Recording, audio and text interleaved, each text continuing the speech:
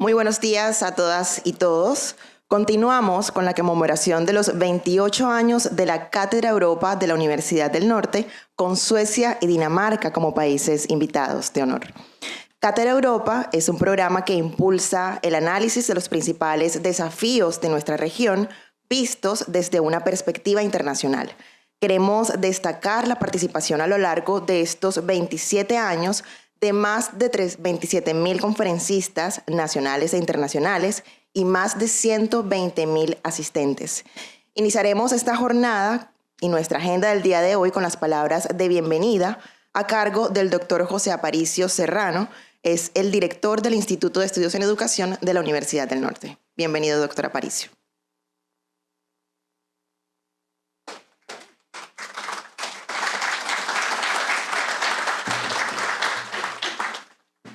Bien, buenos días a todos. Es un placer estar con ustedes aquí esta mañana para dar inicio este miércoles de Cátedra Europa a este simposio ya número 18 de la Sociedad ante el Reto Digital.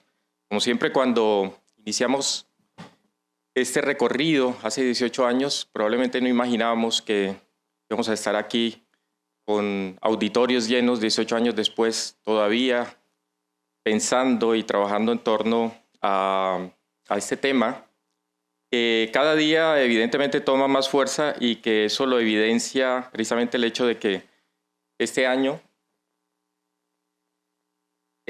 nos estemos reuniendo con el 5º Seminario Iberoamericano de Pensamiento Computacional, lo cual refleja la importancia que ha tomado este evento no solamente entre nuestra comunidad local, sino a nivel nacional e internacional. Quiero agradecer, por supuesto, a todas las personas que han estado colaborando para que este simposio y este seminario sean posibles, a la Asociación Mexicana de Computación, a la Sociedad Colombiana de Computación, al Centro Global para la Educación Equitativa en Ciencias de la Computación de la Universidad del Norte y la Universidad de Virginia, y por supuesto a nuestros invitados, sin los cuales estos eventos no tendrían sentido, porque al final ese es el objetivo con el que se trabaja en Cátedra Europa, que es el encuentro entre visiones, entre culturas. Así que doy un saludo muy especial de bienvenida al doctor Klaus Brabant de Dinamarca, a la doctora Anna Equidad de Suecia y por supuesto a la profesora Jennifer Chu, quien nos acompaña una vez más y que ya es muy cercana a la casa. En estas palabras de bienvenida pensaba en mi propia historia de formación, al pensar que el centro es el tema del pensamiento computacional. Antes que venir al campo de la educación, yo me formé como psicólogo y como psicólogo cognitivo. Y les quiero contar que durante mi tesis doctoral surgió un resultado que en aquel momento me pareció realmente difícil de explicar. Básicamente, resumiendo, mi tesis doctoral trataba de evaluar qué tan avanzadas podrían ser las visiones que se tenían sobre la enseñanza y el aprendizaje por parte de personas que fueran novatas o expertas en diversos dominios de conocimiento. Como al final el tema del aprendizaje en particular era parte de lo que se estudia dentro del campo de la psicología, pues al final tomamos como referencia a los estudiantes de psicología, los medíamos al inicio y al final de las carreras para que ellos como grupo de expertos formándose sobre el aprendizaje pues nos sirvieran como de referente de que en ellos debía darse un cambio. Y en efecto, los resultados de la tesis terminaron mostrando eso, que ellos mostraban un cambio conceptual. Pero aparte de los psicólogos, estudiamos también a estudiantes de Derecho, estudiantes de Ingeniería. Con los estudiantes de Derecho pasó todo lo contrario. Retrocedieron en sus visiones del aprendizaje entre el inicio y la final de la carrera. O sea, entraban un poco más constructivistas y se volvían más realistas, más tradicionales a medida que avanzaban en su carrera. Y también un poco la explicación justamente se podía encontrar en lo que solía suceder en los currículos. Espero que eso haya cambiado, pero en aquel momento, estoy hablando de hace ya casi 30 años, lo que solía ocurrir en los currículos de las facultades de Derecho, que al final había mucho de memorización y de clase magistral y todo aquello que resumimos en los modelos tradicionales. Pero la sorpresa fueron los ingenieros. porque los ingenieros, a pesar de que nunca habían estudiado nada relacionado con el aprendizaje, si bien no mostraron un nivel tan avanzado como los psicólogos, mostraron un nivel bastante cercano. Y desde aquel momento me quedó siempre en la mente como la idea de ¿y qué es lo que pasa con la formación en ingenierías? Y en aquel tiempo estaba de moda la teoría de Jean Piaget y él hablaba del pensamiento formal, pero ya había nuevas teorías que se llamaban neopiagetianas que nos venían a mostrar que en realidad el pensamiento formal no era, como Piaget había planteado, una habilidad lógica que se transfería a cualquier campo de conocimiento y entonces no parecía poder ser la explicación. No, ese tema quedó ahí aparcado, pero resumiendo les quiero contar que 2 o 3 veces más a lo largo de la vida, recientemente en los trabajos con el Observatorio de Educación, ha vuelto a salir exactamente el mismo resultado y es que las personas que estudian campos vinculados con la ingeniería, con las matemáticas, terminan teniendo solo por efecto disciplinar unas ciertas capacidades generales que se transfieren y es en los únicos en los que termina viéndose ese resultado. Y hoy día, cuando en estos últimos años ha tomado vigencia el pensamiento computacional, yo creo que en ese concepto finalmente es donde está la explicación, digamos, de ese cambio, porque al final no es un cambio tan profundo como el que creía Piaget cuando pensaba en las estructuras de pensamiento formal.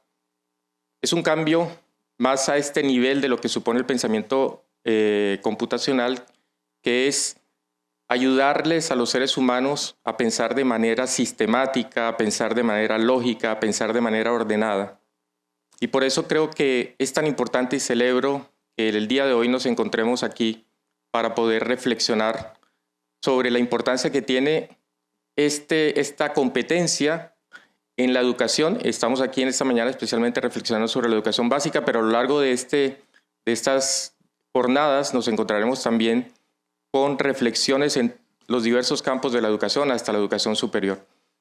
Por tanto, realmente valoro y aplaudo y doy agradecimientos al profesor Camilo Vieira, a la profesora Carmen Ricardo y a todos los equipos que desde la Universidad del Norte han organizado este evento porque la Universidad del Norte quiere seguir consolidando a través del Instituto de Estudios en Educación su impacto en la transformación de la educación, en la educación de calidad. Y estoy convencido que el pensamiento computacional no es una moda, sino realmente es un constructo que nos permite o nos va a permitir generar cambios significativos en los procesos de aprendizaje. Porque así como terminé encontrando en esas investigaciones de mi tesis doctoral, esa es una habilidad que probablemente podríamos llamar como una de esas habilidades madre, que termina siendo una habilidad fundamental, no solamente para quienes terminan estudiando campos como la ingeniería, sino en realidad para poder afrontar la vida, poderle dar sentido, poder ser mejores ciudadanos. Así que aplaudo y valoro este esfuerzo y agradezco a todos ustedes que estén aquí conmigo esta mañana y tengan esta jornada. Que tengan un gran aprendizaje y que disfruten este espacio que la Universidad del Norte, Cátedra Europa y el Instituto de Estudios en Educación les brinda para ustedes. Bienvenidos. Muchas gracias.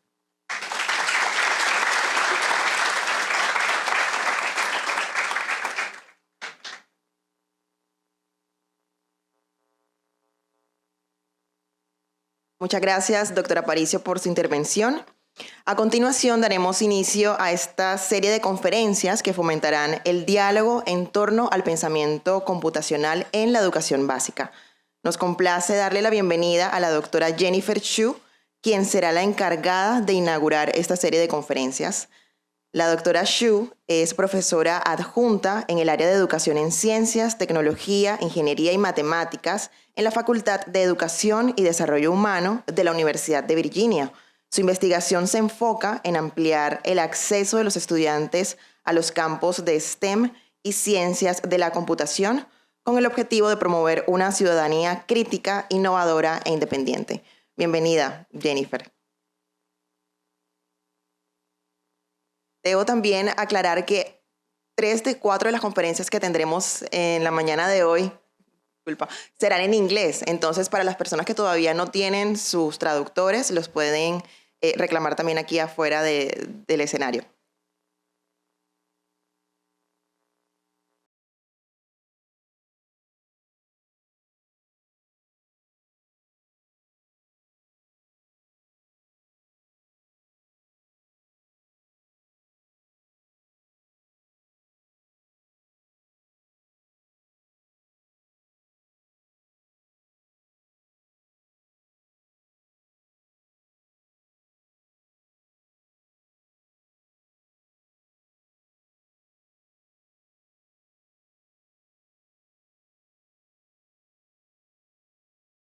Hola, buenos días.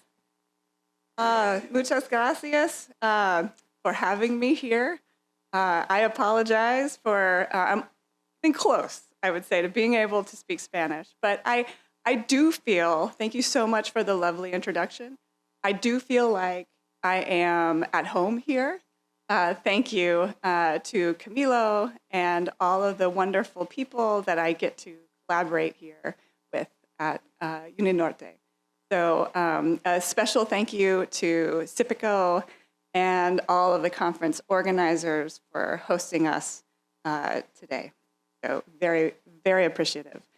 So I love the introduction. I think hopefully we're all sold on computational thinking as a fundamental literacy and skill. And so my talk is going to go over a little bit of about me. I will define what I mean by effective teaching and learning, try to put an argument that I'm going to say computer science, but also computational thinking is especially important, and that we provide equitable experiences and opportunities for all students and teachers to be able to integrate computing into their classes.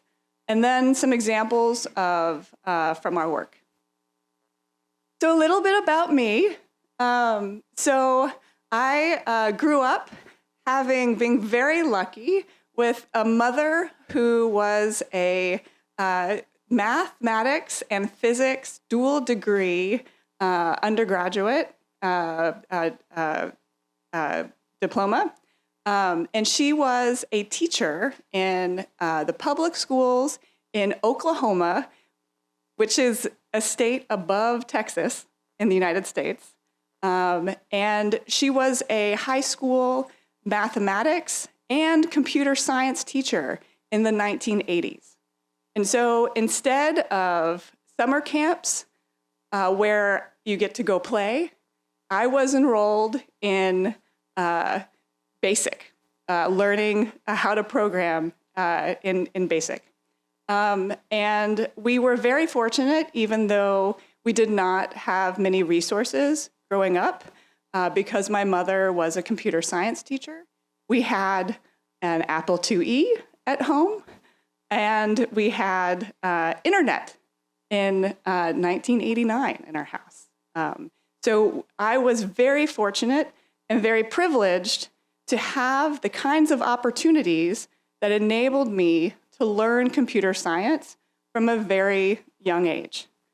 As a result, I was told I was good at math and science, so I became an engineer and graduated and worked at Hewlett-Packard in their mobile computing division, where I was a product engineer. And one of the projects that really fell near and dear to my heart was providing computers or laptop computers at low cost for students.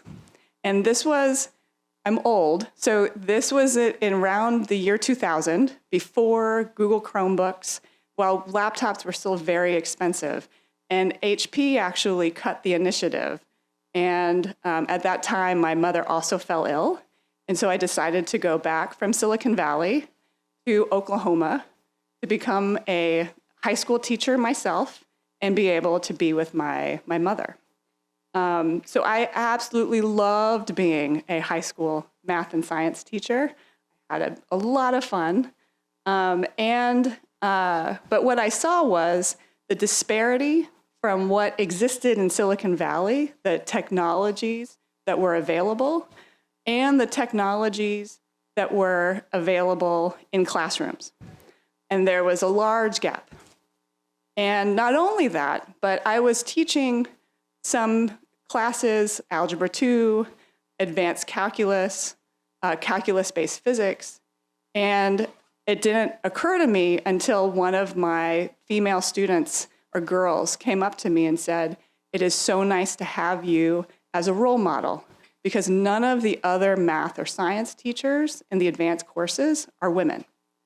And so that inspired me to put those two together and go back to get my degree at Berkeley, a PhD in educational technology in math and science, to try to create technologies to bridge the divide. And so that is what's guided me. And it's taken me, after my PhD, I became a professor and now an associate professor at the University of Virginia.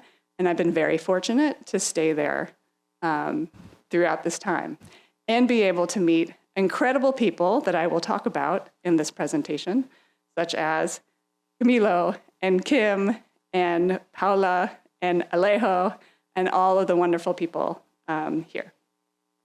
So what guides me in my work is this drive to create educational technologies to provide equitable experiences.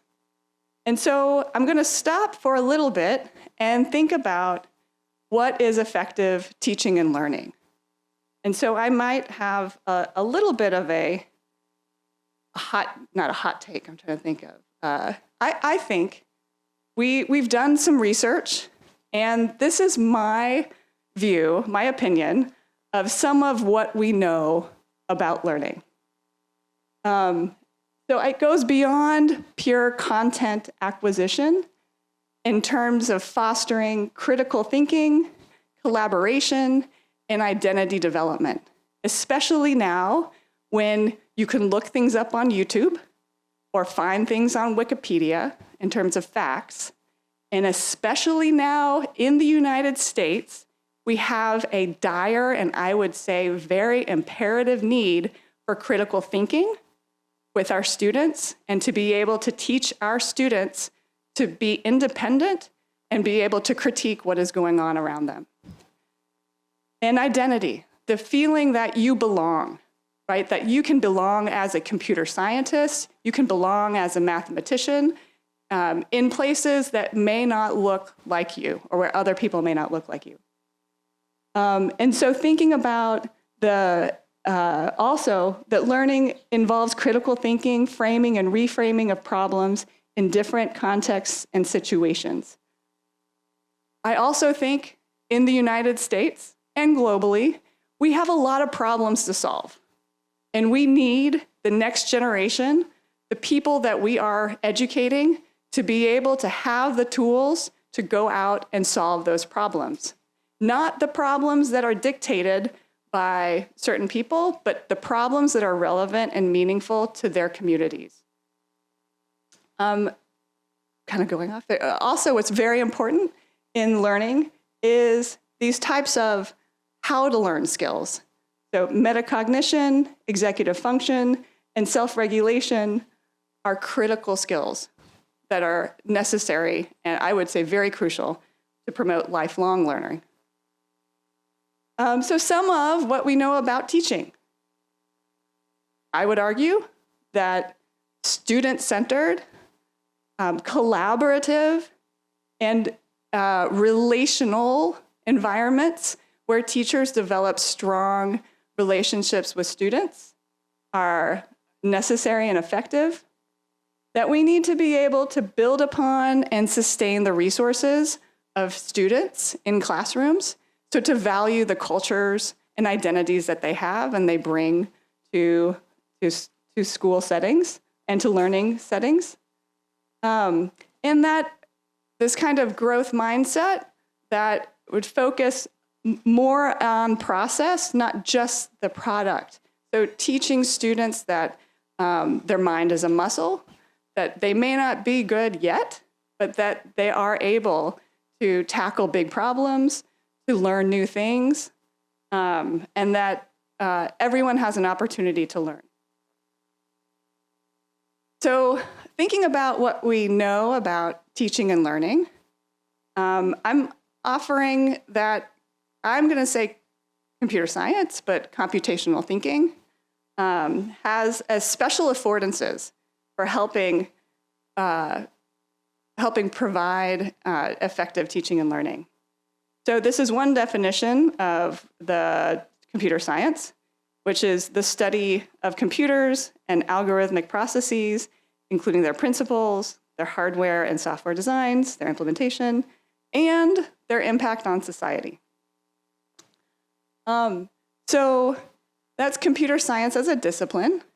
But if you think about somewhat the nature of computer science applications or the processes of computer science, you can think of maybe the scenario where you have a car. As an engineer, I think about these types of things. A car that you want to be able to test and make sure that it is safe. So one way you could do this is you have a car and you run it into a block to make sure that everything is going to be safe. But then what happens in real life is you have this huge car that's broken. And so it's going to be very difficult to run, and they still do, run multiple tests. And so what if you had this magic wand where you could create multiple tests and you could simulate multiple crashes and be able to learn from them?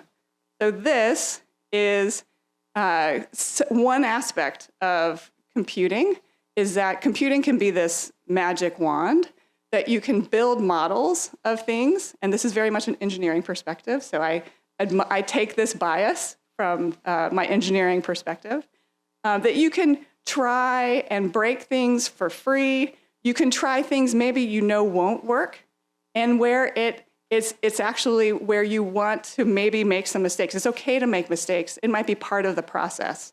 And so this type of experimentation culture that the tools of computing enables you to have at your disposal.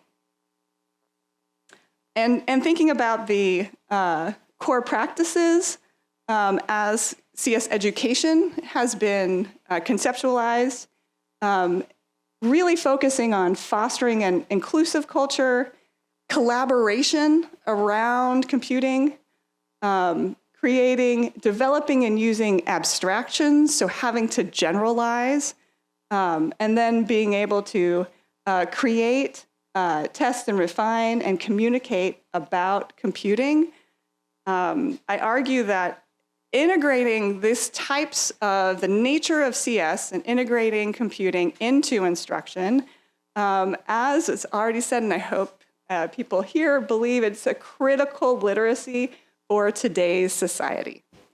And it is especially critical, I believe right now, in one of the meetings for one of the projects that I will describe, one of the program officers at the National Science Foundation made a great point in terms of right now, the people who are in the world of Jeanette Wing and thinking about creators of not just content users, right? Not being just the users of these technologies, but being able to create the technologies. Right now, most of the technologies are being created by a very select few. And those technologies are being created for those people's problems, right? And those people's communities. And so it is especially important right now to be able to provide these tools so that everyone has access to be able to create solutions to personally meaningful problems in their communities. And by doing this, and by involving computing in these types of projects, we can promote agency and autonomy in the learning process. Naturally, thinking about student-centered instruction. And again, as somebody I'm taking a bias as an engineer, I also taught science and math. So in science and math, there's kind of one right answer, right? There are some problems out there that we don't know of, but in school, usually students are trying to come up with like what has already been established as scientific theory or scientific laws, or what we know about the world around us. And in math, they're trying to come up with, an already solved solution. And there might be different ways to get there, but you're typically trying to get, quote unquote, the right answer.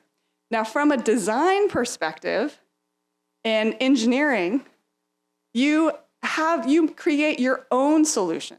So you are personally invested in what you are creating, which is, I think, different and creates this kind of, promotes autonomy, promotes a personal connection to the content you are learning. And computer science provides skills to be able to create the projects that are personally meaningful. And as I will talk about very briefly, because others are actually going to be presenting about these findings in later sessions, that how CS practices can promote metacognition, executive functioning, specifically, and self-regulation skills. So thinking about solving personally relevant problems, I was just looking actually at, we use a lot of the microbits in our work, and there's a challenge for, and I'll talk about microbits in just a little bit, but how students were using computing to solve a flooding problem in Uruguay for some of the flooding that was impacting their communities. And I'm not sure if this is going to, unfortunately, this may not work. But this is a video from that we took when we were visiting some of the schools, and they were talking about how they use computing in their clubs and some of their classes, and how for them, we asked them, well, why do you like this? And they said, because we like to be able to solve the problems that are meaningful to us. And it's very cute. Sorry that it's not quite working. Don't know what I did. Sorry, Camila. Yeah.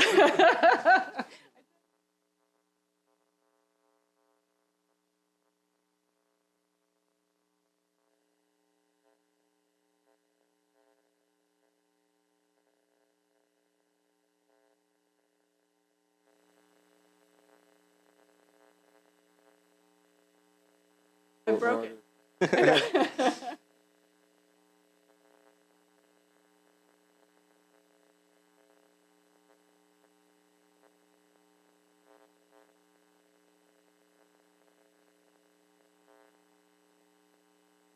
Gracias, muchas gracias.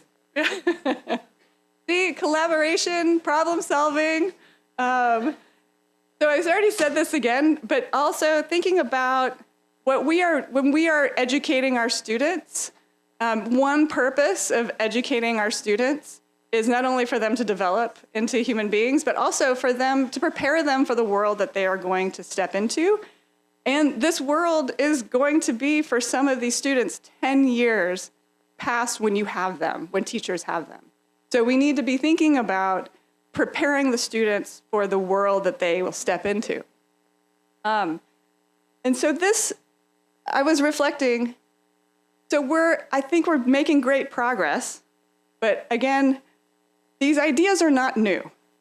So this is from Pappert's Mindstorms, and this is the logo programming environment that I was fortunate enough to actually use when I was in 3rd grade. And this was in 1980. And so it's been almost 50 years since these ideas have been around, and we're still trying to get people to program with turtles, right? Which is, I think we have great momentum, and all of us being here in a conference about this today is evidence of that. But what I really want to focus on is saying that it's been a while. How can we use what we know? We want these critical skills for students to have. How can we get them into classrooms? And my argument is that we need to provide more equitable opportunities for students. And this is a graphic thinking about what some students come in with, the resources that some already have, the resources that others may not, and and thinking about not all students need the same thing, right, to be able to see the baseball game. Equity is providing the scaffolds or the supports that each student need to be able to reach their potential. If you look in the reality is that many people start out with a lot of privilege and others may not have as many resources. And that really what we're trying to do, I would argue, is not for them to watch the game, but be able to play. And so giving students, giving teachers access to computing is enabling them to play the game and create technologies. And so thinking about equity as defined by the United States Academies of Science and Engineering is really thinking about what knowledge they need, providing, expanding STEM, and really thinking about this as a social justice issue that people need to have these opportunities. And so what are the main points that before we talk about examples, I think we need to provide rich, interdisciplinary learning experiences that are personally meaningful for students and teachers, and have ambitious goals for our students. We need to include teachers and practitioners in the creation of these technologies and curricular materials through these kinds of research practice partnerships that build upon and sustain the strengths not only of the students and the communities that we work with, but also with the assets of the teachers. So as a former teacher, I think that teachers get the brunt end of the deal. They are dealing with so much day to day. They don't get paid enough, right? And a lot of times, I am a professor now, and I come in and I'm expecting them to do, to work and do everything, and I'm just always impressed by the wealth of knowledge, by the strengths and assets and the resources that all of the teachers have. And so I think these three points are some of the ways that we can provide equitable CS experiences. So as part of that, we have formed with Camilo and Kim a global center for equitable computer science education. And you'll see this is somewhat of a promotion for everyone to join. And we've been very, very fortunate to have many people, and more people should probably be on this slide, but Camilo was extremely fortunate to have Camilo visit as a Fulbright scholar, and as a result of that, we formed this global center where I'm just going to call out Kim Wilkins is a part, Paula is a part, Alejo is a part. We have people from computing and engineering, and Carolina, who I think is here, is also there you go. Also here, and we've been very fortunate to be able to really work around these issues, especially because what is near and dear to my heart is that a lot of computer science educational research is based in the US. And what we need to do, and what I am very, very inspired by, is elevating and amplifying the research from other contexts, especially the Global South. So our mission is to conduct research around how students learn and how teachers learn, to provide professional development and research how teachers integrate computing and data science into their classrooms, and then also to develop accessible technologies for teachers and students to be able to implement that in their classrooms.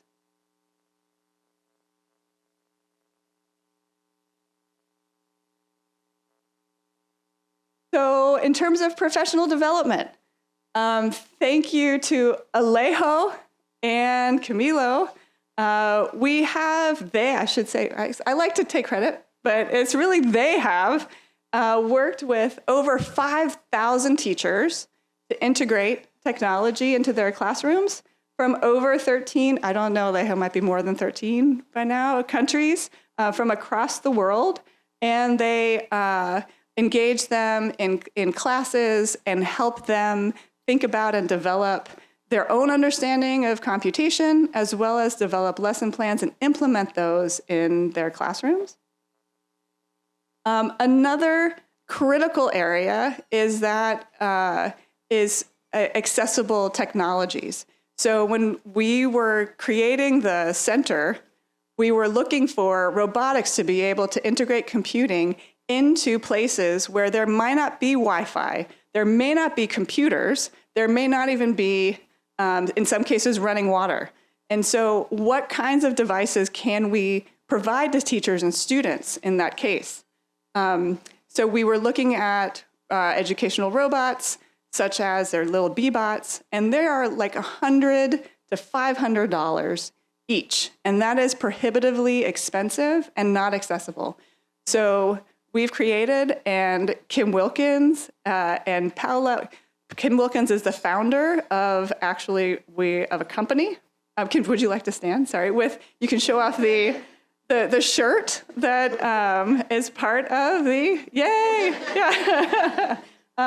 The company, so this is the Roversa, which is an educational robot, which is meant to be low cost and also very expandable to teach students from, we say K to gray, but from very early ages to throughout middle and high school and even in universities about computing.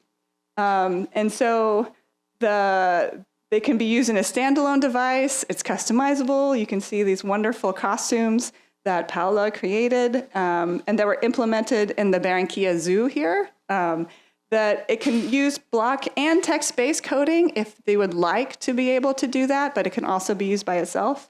And this is part of, I think, a workshop led by Alejo where students are actually building the robot itself. So we can use that.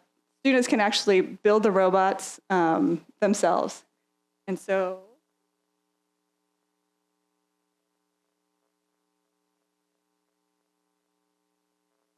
oh, there we go. Maybe I just go ahead and, so this is, you can see it in action. Here is it over in the Barranquilla Zoo, but that's sort of the beginning functionality. And you can see it helps students learn introductory science and computation. So this is where I am going to shamelessly plug the other workshops that are talking about all of the lovely work from the Global Center. So please, there is, if you would like to construct and personalize your Roversa robot, later this afternoon, Alejo and Paula will be leading a workshop on that.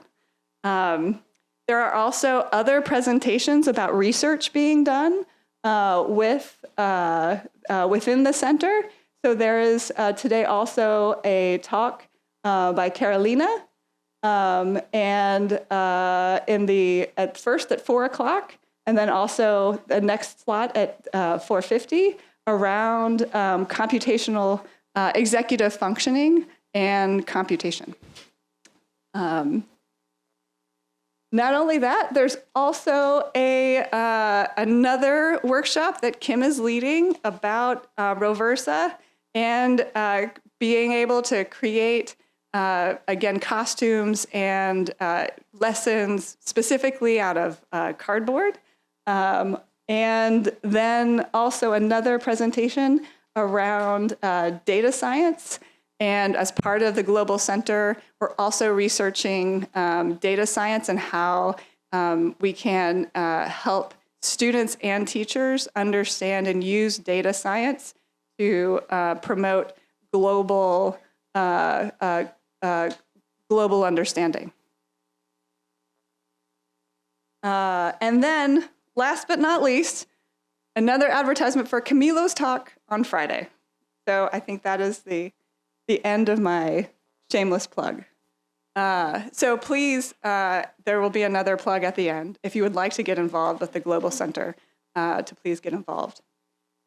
So this is another, speaking of another project that we work with, another example of the kinds of work we do to provide equitable experiences this is a National Science Foundation project where we said we are going to give fifth graders, or help fifth graders, develop computational models of their own school. And so this was trying to figure out how we can help students integrate computing, engineering, and science all together. And so this is an example of one of the final projects, which is there is somewhat of a 4x4 grid that's put over the local school in Virginia. And then this is the screenshot of a computational model that they build to understand water runoff at their school. So this underscores the importance of co-design with teachers, because actually when we were piloting this project, we had a sort of playground, sort of a story for students to design a playground and develop a computational model of a playground that flooded, to be able to teach them about water runoff, the water cycle, and the impacts on the environment. When in actuality, the school when we were piloting this with the teachers, the school itself had a lot of problems with water runoff. So you can see here that this is what happens when it rains. The school is on a hill, and this is their recess area. And when it rained really heavily, their recess flooded, and their playground flooded, and they weren't able to go out, and they had to stay inside.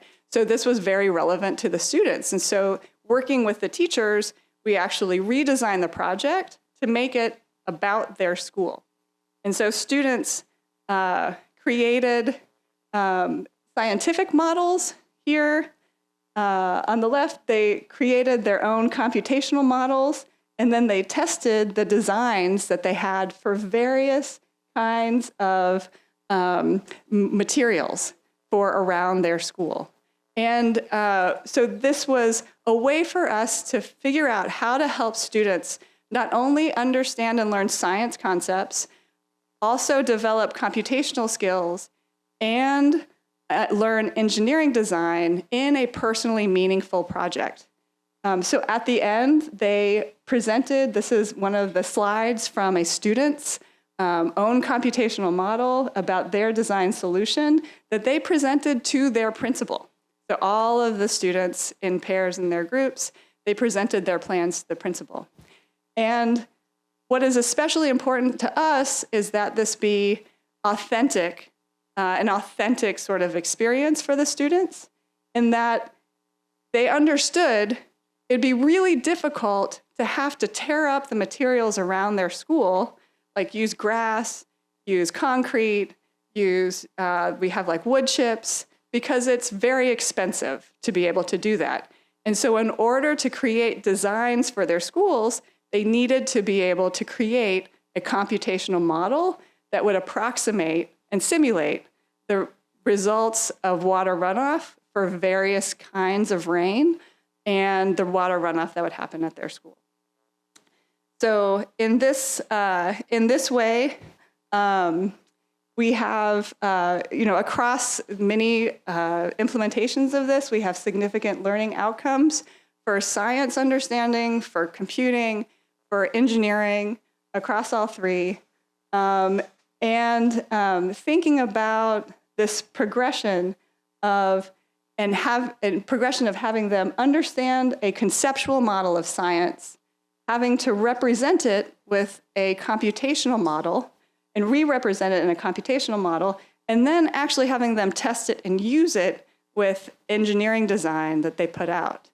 And what students actually said when we were talking to them is that they said, this is very different than like the hour of code. So in the United States, we have something from code.org where there's like an hour of code, and they go and they create a game, right? Which is great. So I think anywhere they're programming is great. So don't get me wrong. But they said this is very different because I had to understand the scientific variables.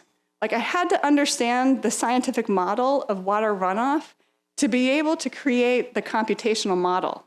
And so it's very different in terms of how I think about science and how I was actually using my models and what I was programming to solve something for me. And so in that way, the sort of having to re-represent their understanding can help contribute to learning outcomes. So actually what we are now studying moving forward with this project is how to help teachers customize this project to their own schools. So for schools outside of Virginia, where they might have different types of water resources, how can we support teachers to make these tools for their context, for their classrooms? So another shameless plug, if you would like to be involved. We are looking for more sites to be able to test. And one more project that I will end with, and I'll try to do this quickly, is we actually started our own school. It is called the UVA Innovation Hub. In Virginia, we don't have there are many different ways of public schools in the United States, but laboratory schools were typically not in Virginia, where there are partnerships between universities and K-12 settings to do research. They just started with a new initiative for lab schools in my state. So we were one of the ones that were funded. Many thanks to Kim Wilkins, who actually was the former director before she started a company. So this is what we call the Innovation Hub. And what is different about this is that laboratory schools typically take small groups of students from an existing population into a smaller school. And it's a very specific school about topics like computing. And we decided to say no. What we are going to do is provide experiences for every single student in our school division for computing. So what our Innovation Hub does is it pushes into every single science class for 6th, 7th, and 8th grade so that every student in our school division in the area has these types of computational experiences. And we surround this by providing professional development to teachers and then also working with our community. So here are some pictures of the work that we did in 7th grade. I actually found one of me out there, and them creating these is all around the microbit, these experiences. And then the students were actually able, because of the partnership with my university, there's this famous rotunda where Thomas Jefferson, which was one of our presidents, created. They came to the university and they presented their projects to the community in this sort of scientific session. So, and really quickly, just trying to think of all of these show the teacher strengths, and one of the papers we have out in review is tying the teacher strengths and assets to a community cultural wealth framework to highlight the different kinds of cultural wealth that teachers bring to classrooms. So in conclusion, we need to provide opportunities for all students, not just for those who opt in to computing. Because many of these, traditionally in the United States, computing is offered in middle school or high school by the time, and you have to choose to be in those courses. And so if we can provide access to all students and help them be able to identify as someone who can use computing in their everyday lives, then that's providing more equitable experiences. Providing it's very important to be able to, for students to use computing to go and tackle ambitious problems that are meaningful to them. And then also to build upon the strengths of teachers through co-design. And so in the Innovation Hub, we work very closely with teachers. As I said, it was a push-in model, so we're co-teaching and building upon the strengths of the teachers who are already there. Thank you so much for being here today. And if you would like to get involved, here's a QR code that will send you to the website. And there's a form at the end in case you would like to get involved with the center. So thank you so much.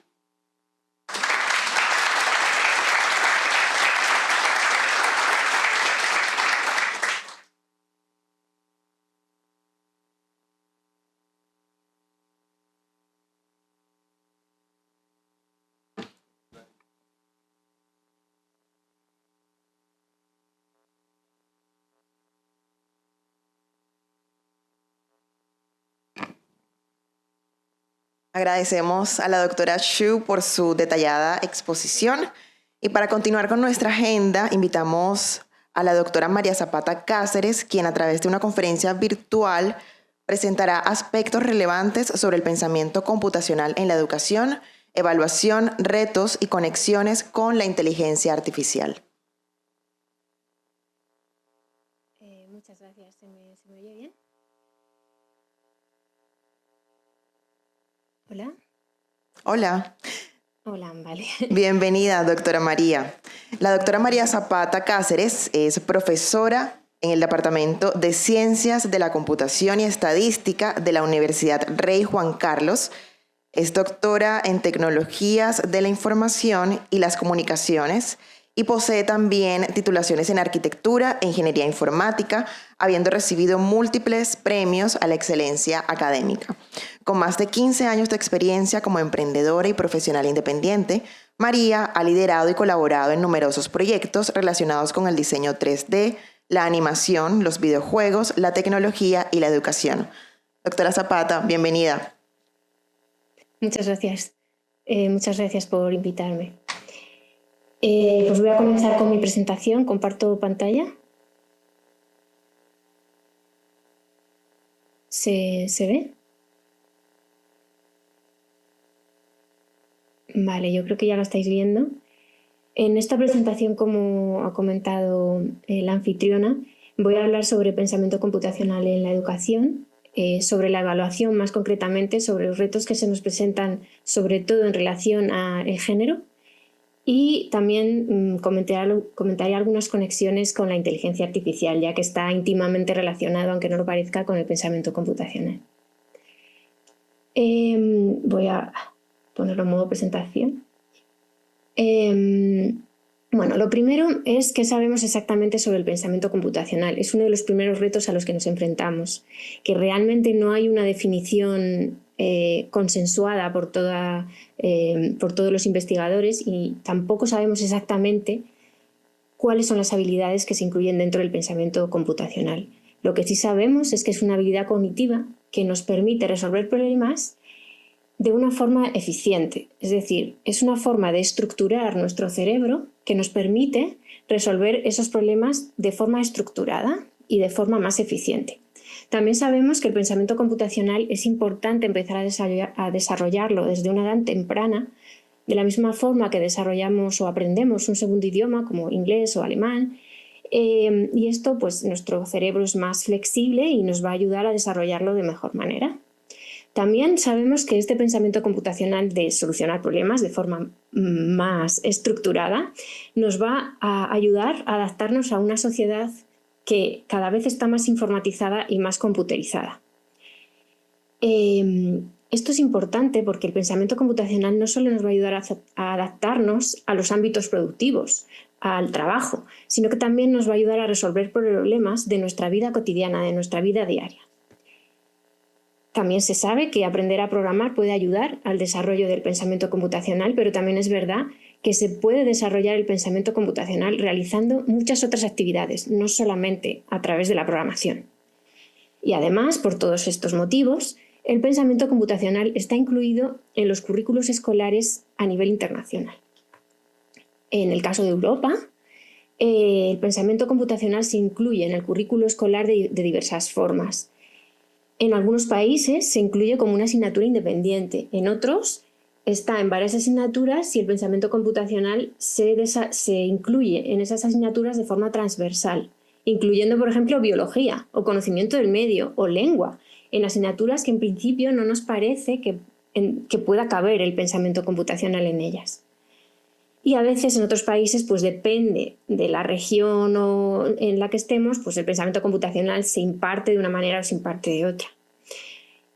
En España, concretamente, hay una ley que es la LOMLOE, que es la Ley de Educación, y reales decretos que la amplían, en la que es obligatorio desarrollar el pensamiento computacional en los colegios desde la etapa de infantil, desde los 3 años, hasta la etapa de bachillerato, hasta los 16, 17 años que se termina el instituto o el colegio. En infantil se desarrolla el pensamiento computacional a través de la manipulación de objetos. Fijaos que a la derecha de la diapositiva está escrito cómo se debería desarrollar el pensamiento computacional en esa etapa, y son cosas que los docentes de infantil ya están haciendo. Lo que pasa es que no han detectado que están desarrollando el pensamiento computacional en sus alumnos. Es decir, que uno de los retos que nos encontramos es que los profesores se den cuenta que es lo que están haciendo en el aula y que están trabajando el pensamiento computacional sin saberlo. En primaria ya empiezan a aparecer algunas palabras, algunos conceptos que pertenecen al pensamiento computacional, como descomposición en partes, organización de datos, generalización, algoritmos, vida cotidiana. En secundaria ya deben poderse utilizar estos principios de pensamiento computacional para modelizar situaciones y resolver problemas de la vida cotidiana de forma eficaz. Lo que decíamos de resolver problemas, no solo del ámbito productivo, del trabajo o de los estudios, sino también de la vida cotidiana.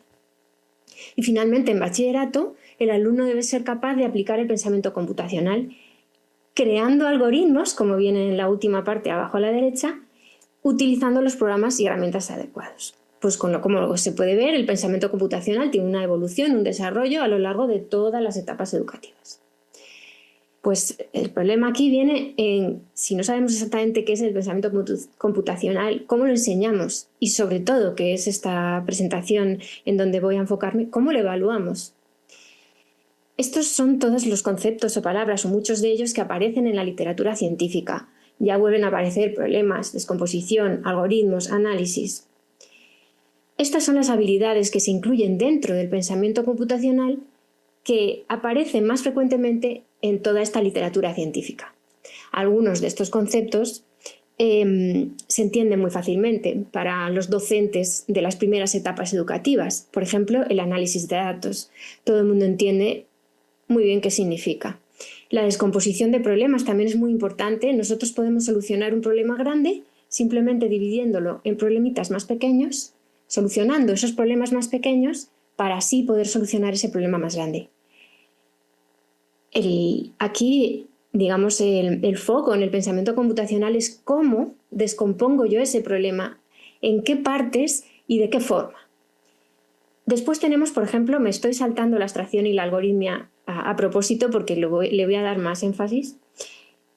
La habilidad de evaluación también es fácil de entender, ¿no? Nosotros tenemos la solución a un problema y, por ejemplo, no funciona. Tenemos que ser capaces de detectar qué está pasando, dónde está el error, ¿no? Digamos, descubrir el error para poder solucionar el problema mejor. La generalización es otra de las habilidades de pensamiento computacional más importantes. Se trata de que cuando yo he solucionado un problema, esa forma de solucionar ese problema, esa solución, me puede servir para solucionar otros problemas que vengan. Yo puedo coger esa solución, cambiarla un poquito para solucionar el siguiente problema similar que aparezca. Sería la generalización. Las predisposiciones son muy importantes también. Depende del interés, de la motivación. Seguramente en este auditorio los que estén más motivados por aprender pensamiento computacional me estarán escuchando y los que no, ¿vale? Porque no tienen esa motivación o no tienen ese interés. Entonces, el aprendizaje está muy vinculado a la motivación, al interés, a mi forma de ser, ¿no? A mi comportamiento. Eso también hay que estudiarlo. Y la creatividad también está vinculada al pensamiento computacional porque las soluciones a los problemas pueden ser más o menos creativas. Aquí tendríamos para hablar muchísimo. De las dos habilidades que me he dejado, una muy interesante es la abstracción. Y creo que se entiende muy bien con este dibujo del niño pequeño. Un niño pequeño, de la etapa de infantil en este caso, tiene muchas personas siempre a su alrededor y ha sido capaz, y esto es clave en el pensamiento computacional, de extraer una serie de patrones comunes a todas las personas, a todos los seres humanos. Ha visto que todos los seres humanos tienen pues una cabeza, extremidades, deditos, cosas en la cara como ojos, boca, orejas y pelo. Y eso es una persona y todos vemos que eso es una persona, ¿vale? Entonces, ese niño ha hecho una abstracción desde el punto de vista en el que entendemos la abstracción en el pensamiento computacional, es decir, descubriendo patrones comunes a algo. Y la algoritmia también es muy importante porque se trata de cómo resolver un problema, ¿de qué forma? ¿No? Pues en este caso sería resolver el problema, en el pensamiento computacional resolvemos los problemas a través de una serie de pasos ordenados. Ordenamos los pasos y eso sería la resolución de un problema. De hecho, cualquier cosa que hagamos es un algoritmo. Por ejemplo, aquí he puesto una imagen muy significativa de un algoritmo para cruzar una calle. Todos los algoritmos solamente tienen 3 estructuras básicas. Secuencia, que es poner una orden detrás de la otra. Bucle, que es repetir una instrucción una y otra vez. O decisión, decidir una cosa o decidir otra. Todos los algoritmos, incluso los algoritmos que están dentro de ChatGPT. Los algoritmos que han hecho cualquier software solamente tienen esas 3 estructuras. Luego tienen otros conceptos, otras formaciones como variables que nos ayudan a que ese código no sea tan largo. Pero digamos que yo podría escribir ChatGPT solo con esas 3 estructuras. Y es así como el pensamiento computacional pretende estructurar esa solución de los problemas similar a como lo hacemos en informática, pero es como resolvemos cualquier problema. Este algoritmo para cruzar una calle, fijaos que tiene la primera instrucción es parar, la segunda instrucción es mirar a los 2 lados y esto ya es un bucle, estoy mirando todo el rato a los 2 lados hasta que pare un coche. Es decir, hay una condición, yo no cruzo hasta que un coche para. Un coche para, entonces cruzo. Al cruzar estoy generando otro algoritmo, que es el algoritmo de andar. Pongo un pie delante, después pongo el otro pie delante y repito esto todo el rato. Es otro algoritmo. Caminar es otro algoritmo. Si caminar es un algoritmo, todo es un algoritmo. Y así es como hacer consciente en nuestro cerebro esta estructuración de la solución de problemas nos va a hacer ser más eficientes. Bueno, entonces el siguiente reto, una vez ya más o menos sabemos lo que es el pensamiento computacional, es cómo enseñarlo.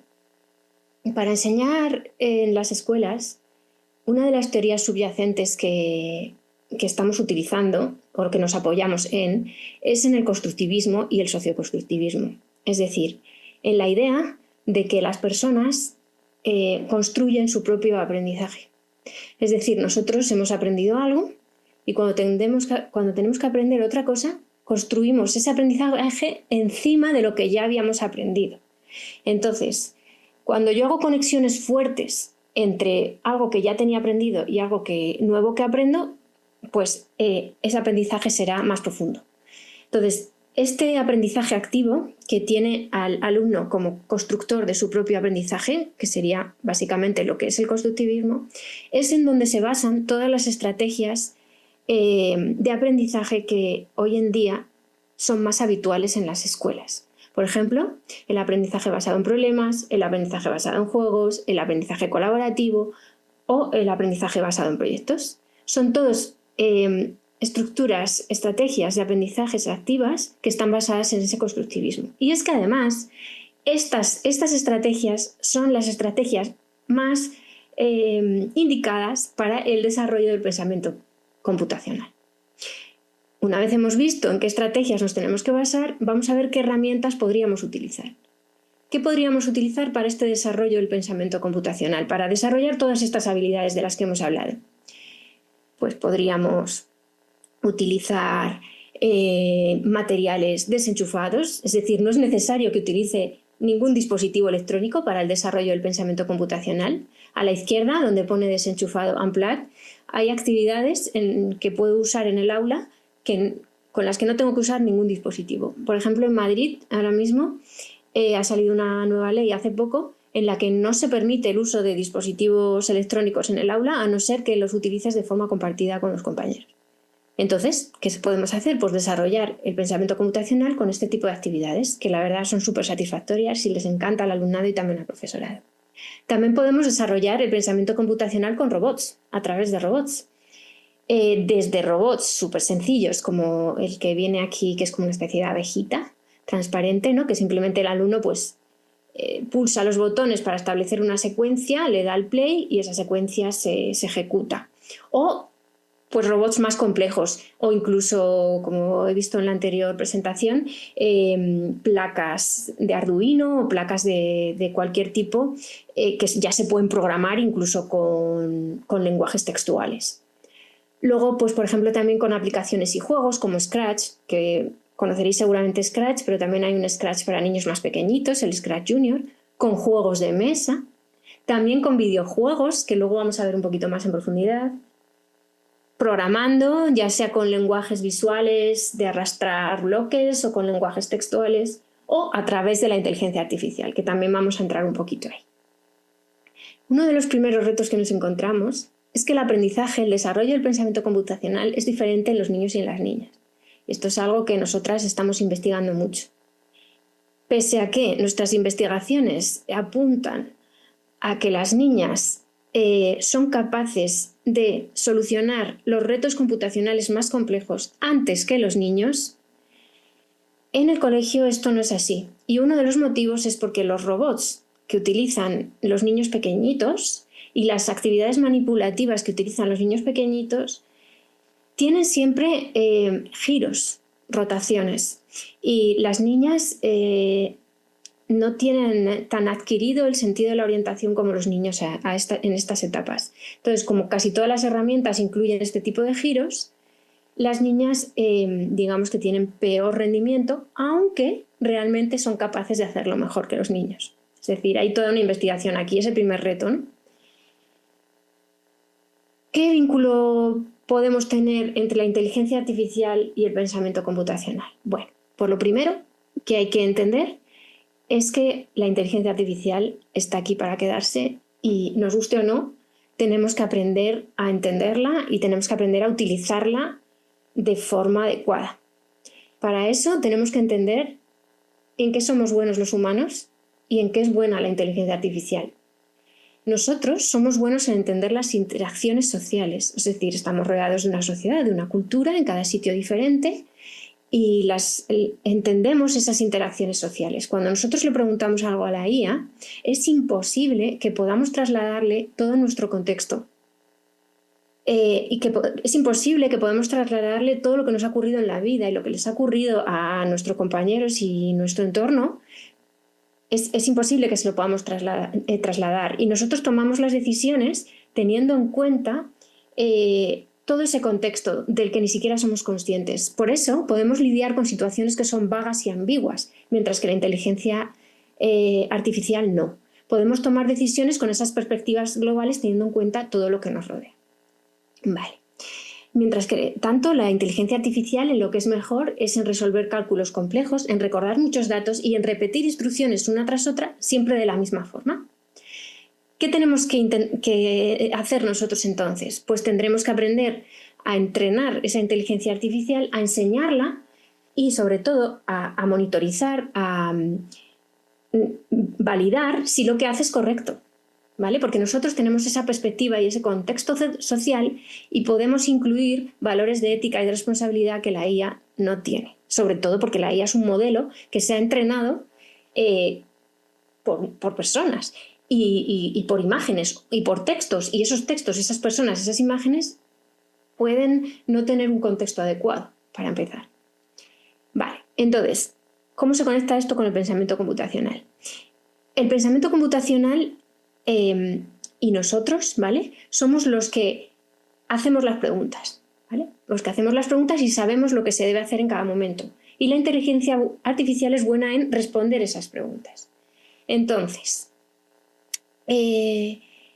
las habilidades que desarrollamos al trabajar el pensamiento computacional son, en muchos casos, las habilidades que se necesitan para entender, para desarrollar y para usar la inteligencia artificial de manera crítica y creativa. Esta es una dualidad entre el pensamiento computacional y la inteligencia artificial.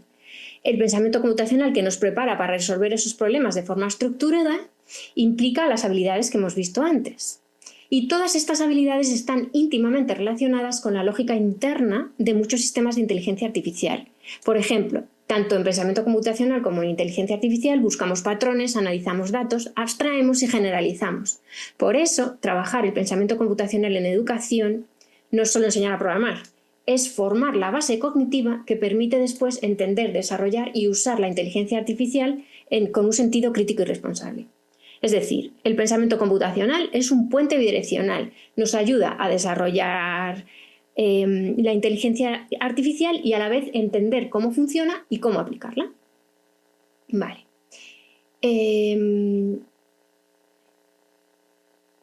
Aquí he puesto esto porque simplemente para concienciarnos un poco, ha salido un estudio hace no demasiado tiempo en el que nos dicen que cuando nosotros nos sale una respuesta de la IA y confiamos muchísimo en esa respuesta, somos personas con menos pensamiento crítico, mientras que si yo tengo mucha autoconfianza y no me creo mucho lo que me dice la IA, entonces eso está vinculado a personas con más pensamiento crítico. Entonces, ¿qué es lo que tenemos que hacer nosotros en el aula, ¿no? Como docentes? Pues lo que tendríamos que hacer es tareas de evaluación y análisis, es decir, fomentar en los alumnos esa conciencia, que reflexionen ante la respuesta que le ha dado la inteligencia artificial porque puede no estar bien, y a nuestros alumnos hacerles que solucionen un problema sin inteligencia artificial y con inteligencia artificial y después comparen los resultados para ver qué es lo que está pasando ahí. Bien, estos que os pongo aquí son herramientas para trabajar la inteligencia artificial en el aula. La de la izquierda, el Learning ML, es una aplicación que los alumnos lo que hacen, los pequeños, incluso en educación infantil, entrenan un modelo de inteligencia artificial. Por ejemplo, suben fotos de perros y gatos, y si resulta que todos los perros son blancos y todos los gatos son negros, cuando luego le preguntamos a la IA con una foto de un gato blanco que qué es eso, la guía nos va a decir que es un perro. Entonces ahí ya los alumnos empiezan a entender qué son los sesgos, etc., ¿no? Es súper interesante. Además, se puede conectar con Scratch y luego se puede programar algo que tenga por debajo ese modelo que los alumnos han entrenado. Teachable Machine es similar, pero de Google. Lo que pasa es que los datos se guardan en la nube, mientras que en Learning Machine Learning los tengo en local, y eso es muy bueno para la privacidad en los colegios. Y luego, pues este es otro programa que ahora no tenemos tiempo, pero me gustaría que lo probaseis porque está súper bien y se entiende muy bien cómo funciona la identificación de imágenes por parte de una inteligencia artificial con un ejercicio súper sencillo.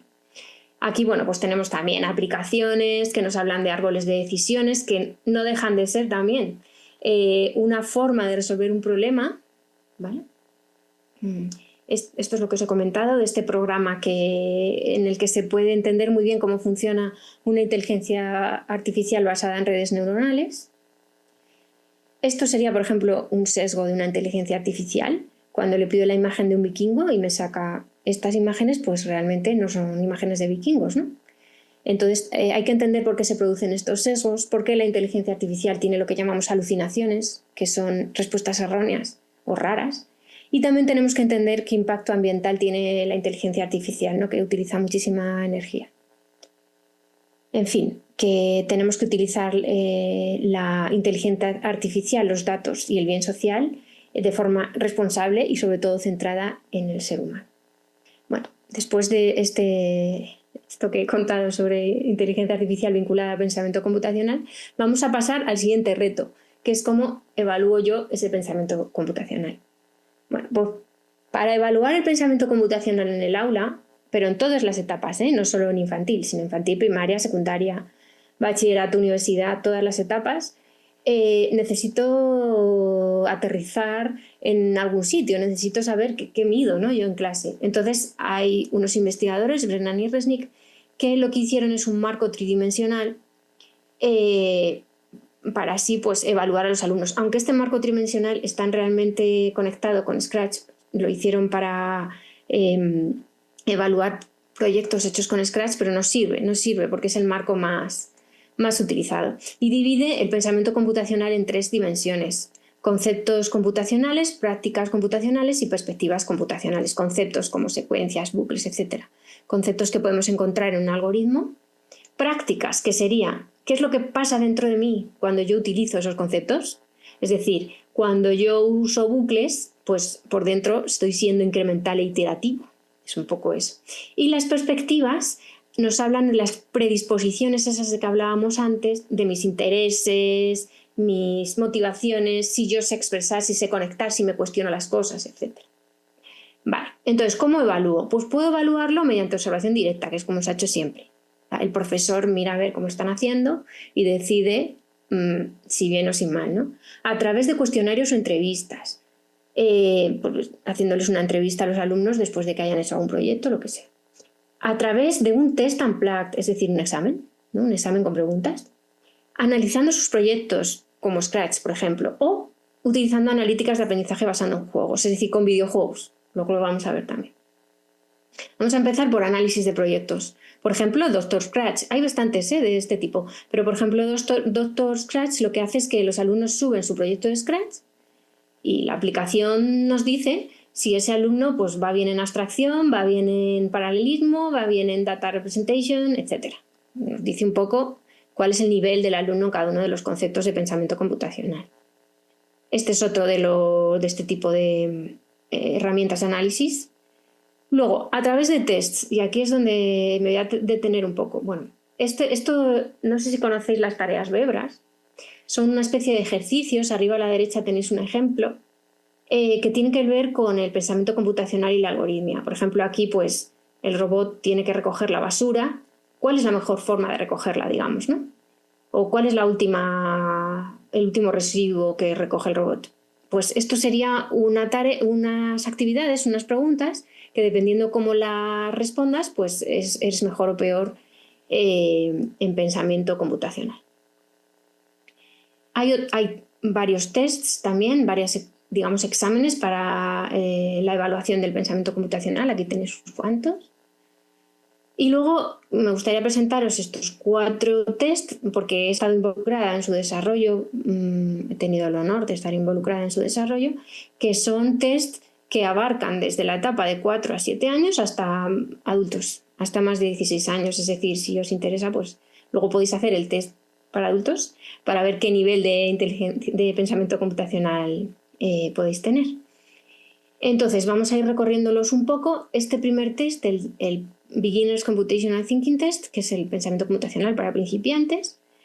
Bueno, pues en este test, que son varias preguntas, como podéis ver, son símbolos autoexplicativos, es decir, no es necesario que los niños sepan leer, porque en esta etapa es posible que algunos niños aún no sepan leer.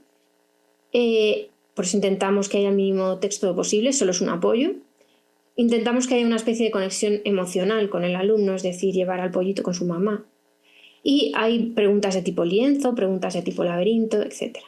Cuando este tipo de tests se desarrollan, el proceso de desarrollo es bastante tedioso, es decir, hay que hacer un montón de pruebas, hay que hacer análisis estadísticos de fiabilidad.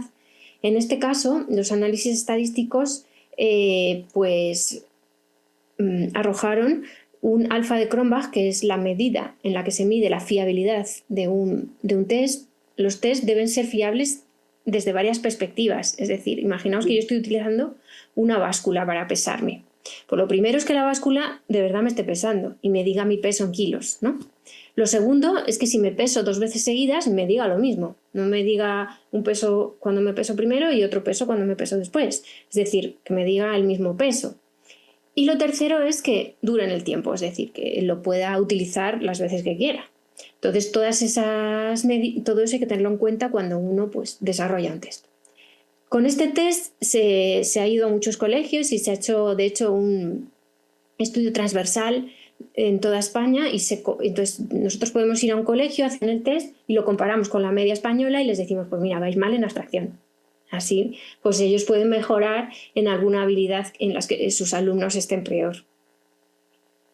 El siguiente test es el mismo, el Beginners Computational Thinking Test, pero más cortito, que hicimos otra versión para que no fueran tantas preguntas porque los niños pequeños se cansan enseguida.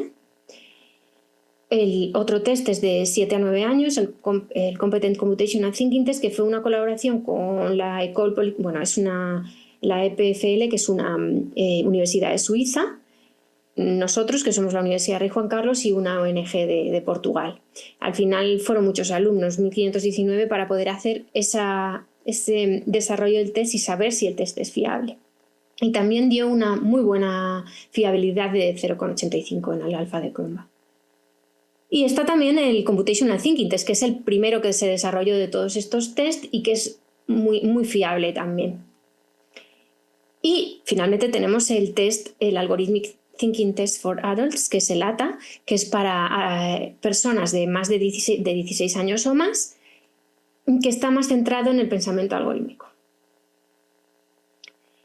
Bueno, todos estos tests, que aquí os dejo los vínculos a los diferentes artículos científicos en los que queda plasmado cómo se ha hecho todo ese desarrollo, pues bueno, abarcan todas las etapas educativas, están muy bien, pero tienen un problema.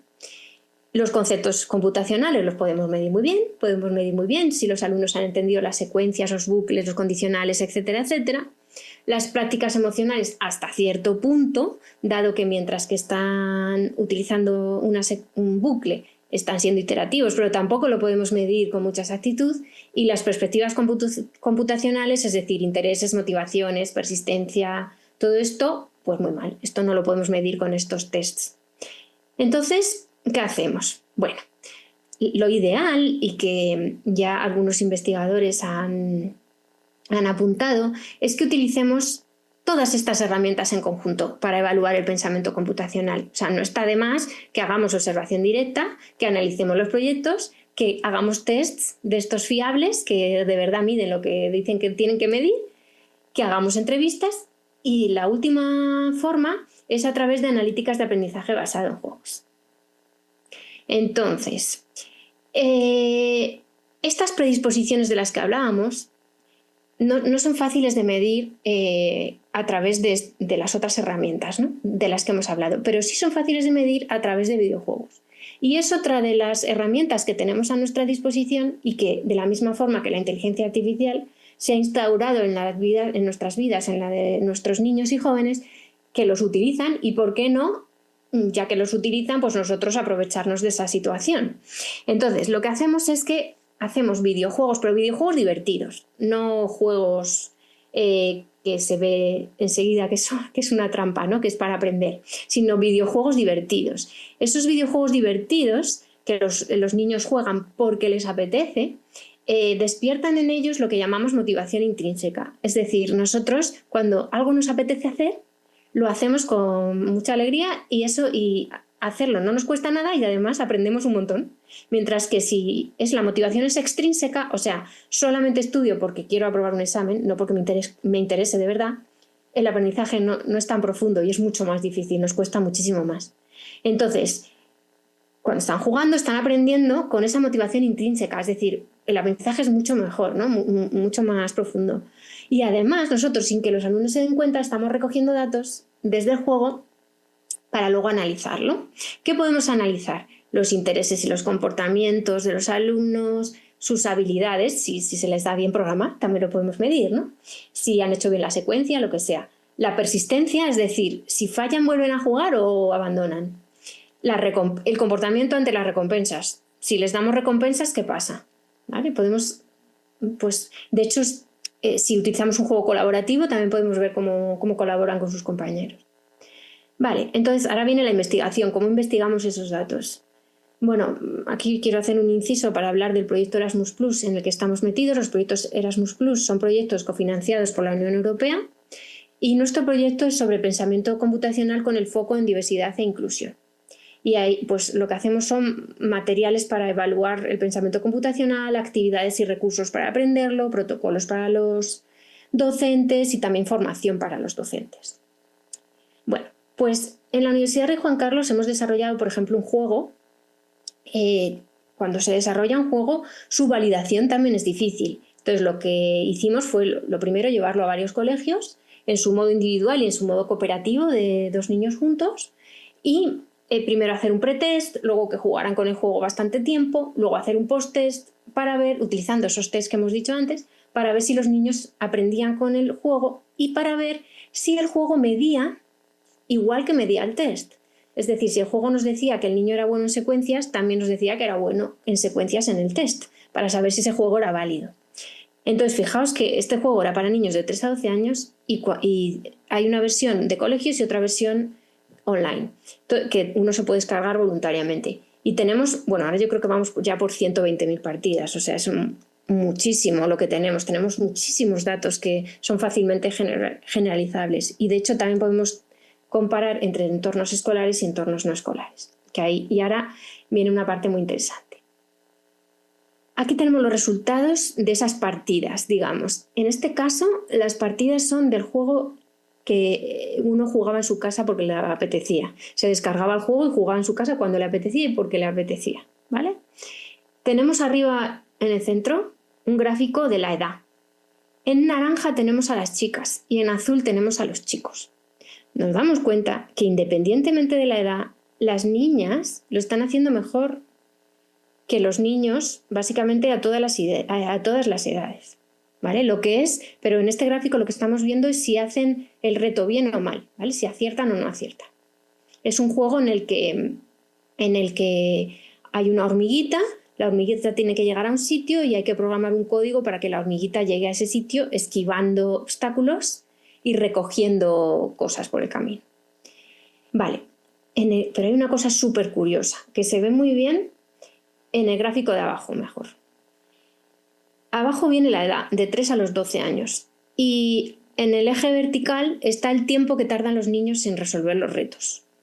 Las niñas en naranja a los 3 años tardan como nada en resolver el reto. O sea, lo hacen súper rápido y súper bien. O sea, no solo lo hacen rápido, sino que lo hacen bien, lo aciertan. Mientras que los niños tardan no el doble, sino como 5 veces más en hacerlo, ¿vale? A los 4 años las niñas también lo hacen mejor, a los 5 también. Pero ¿qué pasa a los 6 años? De repente las niñas necesitan el doble de tiempo para hacerlo. O sea, de repente son mucho mejores los niños aquí. ¿Qué está pasando, no? Y además fijaos que son datos como de 60.000 partidas, o sea, son muchísimos datos. ¿Qué puede estar pasando aquí? Me gustaría, si estuviera en presencial, que me fueseis dando ideas o hipótesis de qué podría estar pasando aquí, ¿no? En cuanto a los niveles del juego, un nivel está dedicado a secuencias, otro a bucles, un poquito a cada concepto computacional. Las niñas siguen siendo mejores en todos los aspectos, excepto en el nivel 3, pero bueno, eso tiene otra explicación aparte, que no me da tiempo a detenerme en ella. Pero bueno, las niñas siguen siendo pues como muchísimo mejores.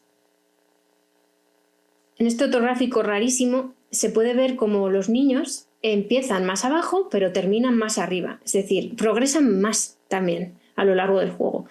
Aquí se volvieron locos los niños y hay niños que hicieron 300 partidas. O sea, hay niños que repitieron, entonces podemos ver también ese comportamiento de repetición. También se analiza a través de clústeres, a través de técnicas de inteligencia artificial se analizan estos datos mirando a ver pues cuántos, el máximo número de juegos consecutivos perdidos, ganados, en fin, muchas variables que luego se analizan. Y lo interesante está aquí. Aunque no entendáis los gráficos, quiero que os pongáis la atención en el gráfico de abajo a la derecha, porque es súper interesante. La línea azul son las niñas chicas. Bueno, entonces, lo que nos indica la línea azul es que las niñas empiezan a jugar y ganan la partida, ¿vale? Y entonces no pasan a otro reto diferente, sino que vuelven a jugar el mismo reto y lo vuelven a ganar, o sea, el mismo nivel, digamos, aunque sea distinto el reto, el mismo concepto, el mismo nivel. Y lo vuelven a ganar.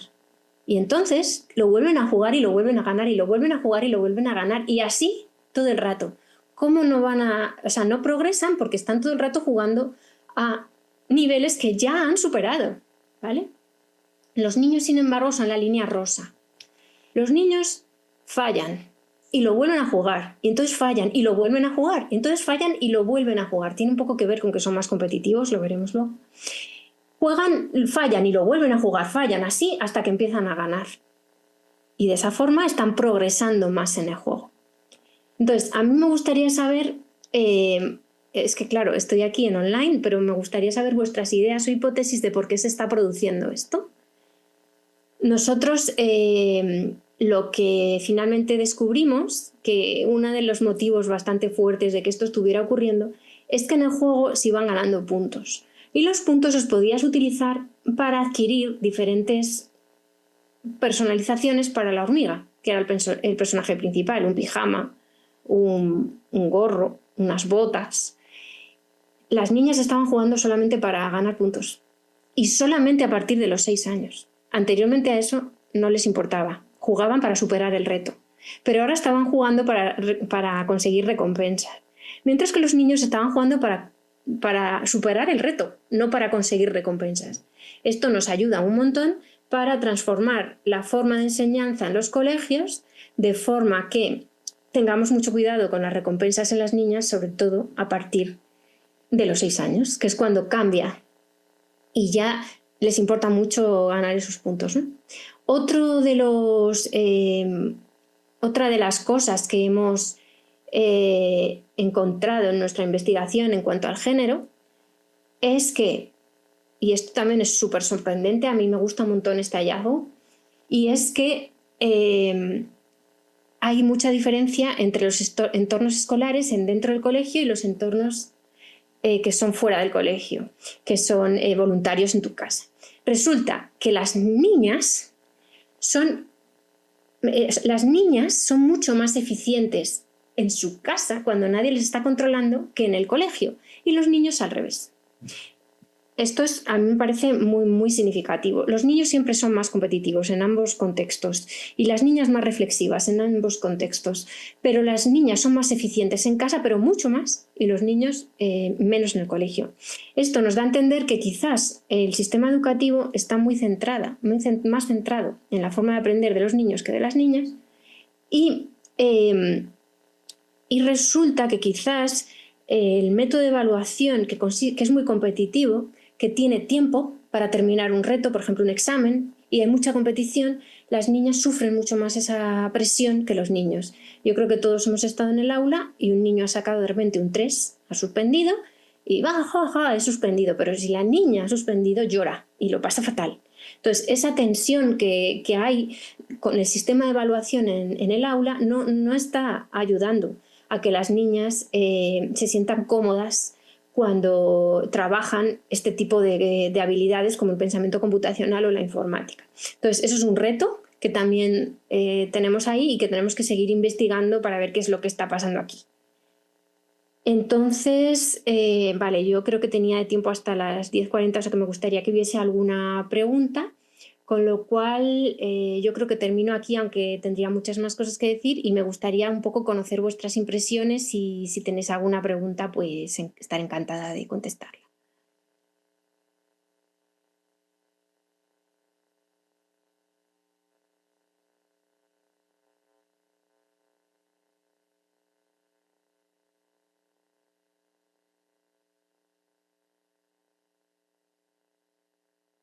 No oigo el audio.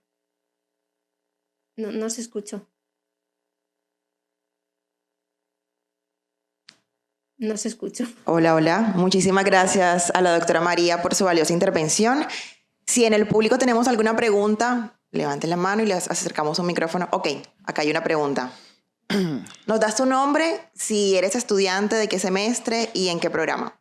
Para que ella pues, entre en contexto. Pacheco, estudiante de matemáticas ahora. Bueno, ¿no crees que hay un sesgo en el juego de la hormiga? Te pregunto a ti. No sé si puedo responder. ¿En qué sentido? Pregunta, ¿en qué sentido crees que hay un sesgo? Bueno, porque tú lo dijiste. Las mujeres primero reaccionan muy bien y después los hombres reaccionan bien dependiendo de la madurez. ¿No es porque se cohíben? ¿Los cohíbe la sociedad? No creemos que sea eso. O sea, realmente la respuesta de las mujeres y de los hombres ante este tipo de cuestiones es una mezcla entre factores culturales, ambientales y factores biológicos. Entonces, el juego en sí no tiene sesgos. Los que pueden tener sesgos son las personas, ¿vale? Pero el juego en sí no tiene sesgos. Las IAs tienen sesgos. Las tienen sesgos. Las personas tienen sesgos. Las IAs, inteligencias artificiales. Okay. Sí, por supuesto. La inteligencia artificial tiene sesgos. Y pero este juego no tiene sesgos. si alguien pudiera pensar de las dos formas, ¿cómo sería visto por la sociedad? Si pudiera pensar como niña y como niño. Obviamente, estos comportamientos son una generalización. ¿Generalización de qué? Claro, hay niñas que tienen comportamientos que en la generalización hemos identificado como que son comportamientos de niño, pero hay niñas que tienen ese comportamiento y al contrario. Es una generalización, es decir, eso lo hay. Hay personas que individualmente se comportan de cualquier manera y no pasa nada. En eso consiste la diversidad. Por eso, ¿qué están haciendo ustedes con las desviaciones? Bueno, de momento nada. De momento nosotros somos ¿Pero tienen qué? ¿Perdón? ¿Tienen qué? Sí, por supuesto eso debe contemplarse, absolutamente. De hecho, pues nosotros sí que aconsejamos que esto se tenga en cuenta y por supuesto, de hecho, en nuestro proyecto, una de nuestras atenciones principales es en la diversidad y en la inclusión. Por supuesto que esto tiene que tenerse en cuenta. Nosotros como investigadores lo único que podemos hacer, y como docentes, pero de etapas superiores, lo único que podemos hacer es aconsejar a los docentes de las etapas escolares a hacer cosas de una manera o de otra, pero en sí, en la práctica, no somos profesores de escuela en activo. Parece que tenemos otra pregunta. Muchísimas gracias. Tenemos otra pregunta por parte del público.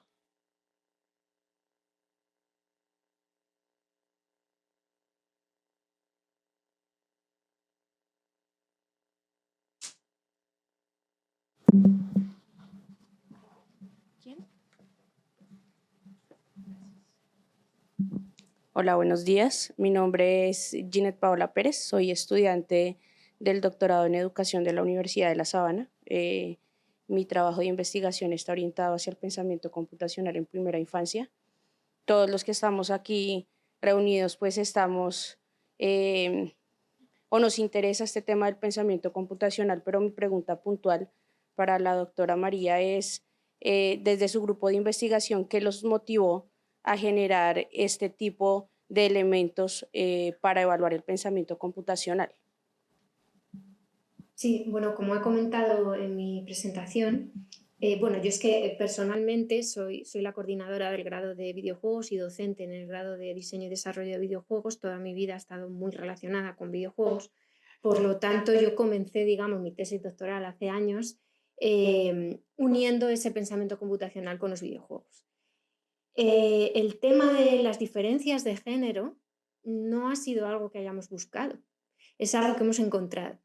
Entonces, al intentar nosotros desarrollar, no solo evaluar, aquí como mi presentación iba un poquito orientada a la evaluación, pero no solo evaluamos pensamiento computacional con videojuegos, también desarrollamos pensamiento computacional con videojuegos.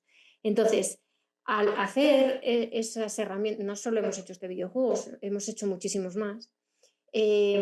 Al utilizar nuestras herramientas para el desarrollo de pensamiento computacional y para la evaluación, hemos descubierto hemos hecho este tipo de hallazgos que a mí me parecen súper interesantes y me gustaría poder continuar con esa rama. A veces cuando estás investigando sobre algo y de repente aparece otro algo que ha surgido de la investigación que te resulta más interesante y te apetece seguir más por esa otra vía. Y está bien. Y eso es un poco lo que nos ha pasado a nosotros. Nuevamente, doctora María, muchísimas gracias. Con esta pregunta cerramos este espacio para continuar con nuestra agenda de la mañana de hoy.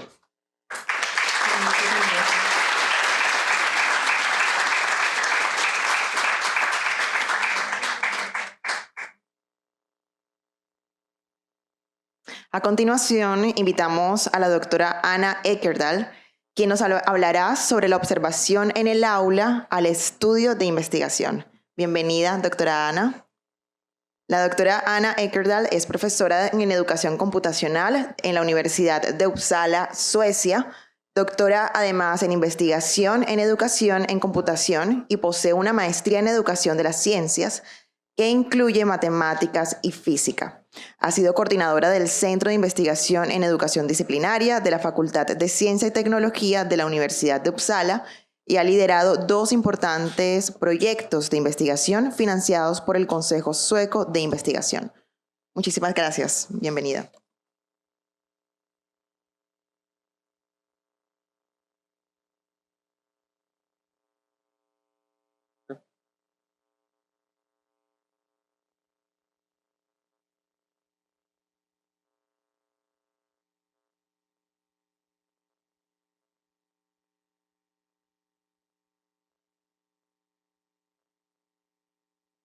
Thank you. Okay, first I have to say thank you so much for inviting me. And the very nice conversation I had with Camilo here. So I'm very excited to be here. Thank you very much. So I had first planned a presentation that was fairly close to what you did, Jennifer, because my heart burns for teaching and that computer science people everyone needs to know computer science in the digitalized society, really. But I changed my mind. And so I'm going to talk about this instead, from classroom observation to research study. And first, I'm going to talk about my research group, because I want to spread some information here. So I'm from Sweden, and Sweden is, I don't know, if you don't know Sweden, it's absolutely okay. We're a small country in the northern part of Europe. And Uppsala, where I live, is about an hour north of Stockholm, and Stockholm is the capital of Sweden. So it's up there in the north. Very, very bright in the summer, very dark in the winter.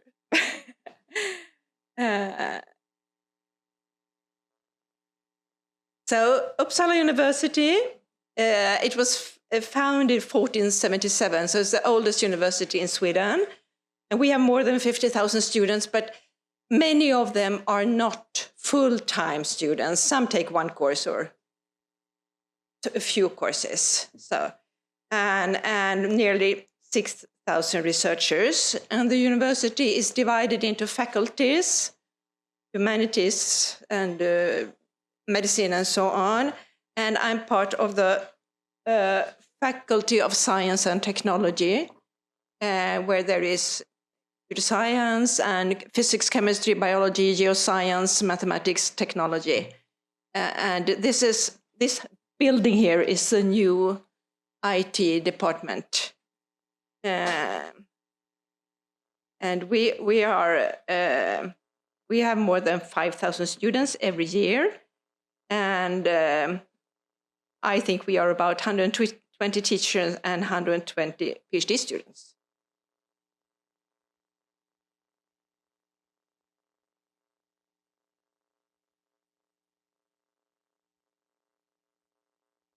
So,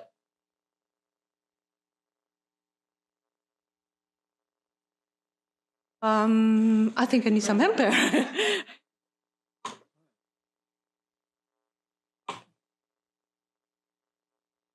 Let me.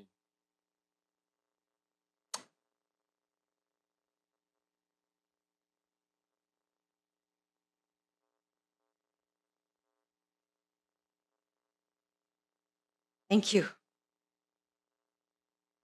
So, my research group is called UPSERG, Uppsala Computing Education Research Group. And just a little bit of information. We are 3 professors, me and Mats Daniels, who is now emeritus. Åsa Kajander is affiliated. 1 docent that is about associate professor, senior lectures, 1, 2 lectures, a postdoc, 3 PhD students at the moment, and something about we are doing a lot of things. Competences, pre-university computing, identity aspect, culture, computing capital, physical computing, and other things. I think I skipped this And this is a group, and the reason why I show you this group is because we are currently hiring a postdoc, but we are looking for a new professor. So if there is someone here who is interested in getting a full professorship, and you are a professor or associate professor, you have to be, and you come and talk to me, and I will tell you about this. We are a very nice group. So, yes, okay, that was the ad. I think I skipped this, who we are.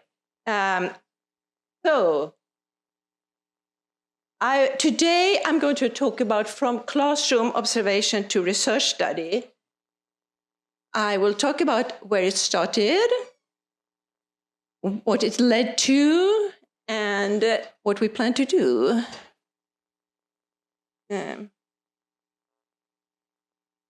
Let's see, yeah. So I will talk first about programming, because this presentation will be about programming.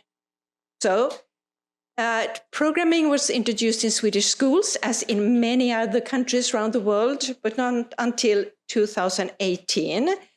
It's still not really taught in all schools, because Sweden, as in most countries, perhaps not your country, has the problem that the government decided this is a good idea, and then it was the teachers who didn't get any training. So it's not like asking me, who know math, physics and computing, to teach Latin. I don't know what they were thinking. But anyway, that was a problem in many countries. So programming is also included in many higher education programs. For example, we have many different engineering programs in my university, and most of them, these students, take at least one programming course. And programming, of course, for students who do computer science major, it's often programming is the first introduction, right? But, of course,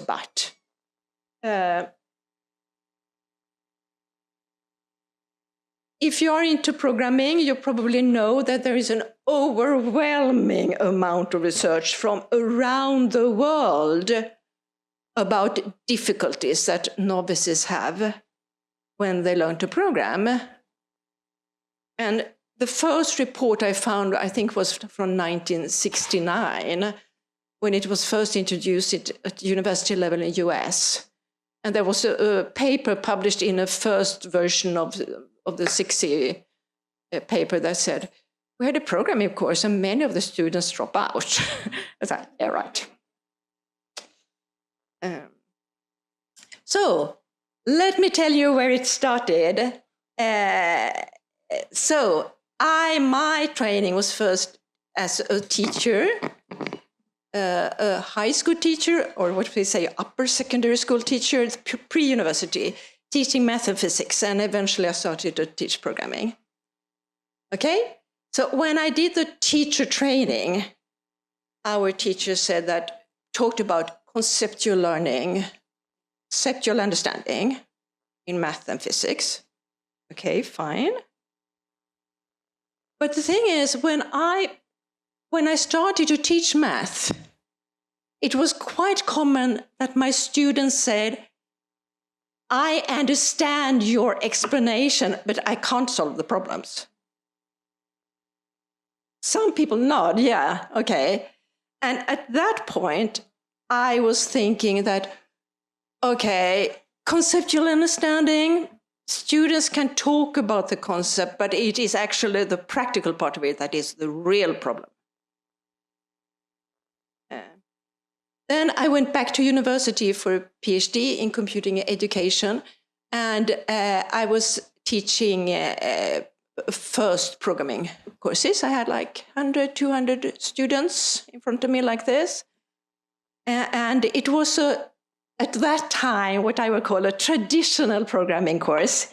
So we maybe had 20 lectures and 8 labs, and we first introduced the concepts in the lectures, and then the students went to the lab, right?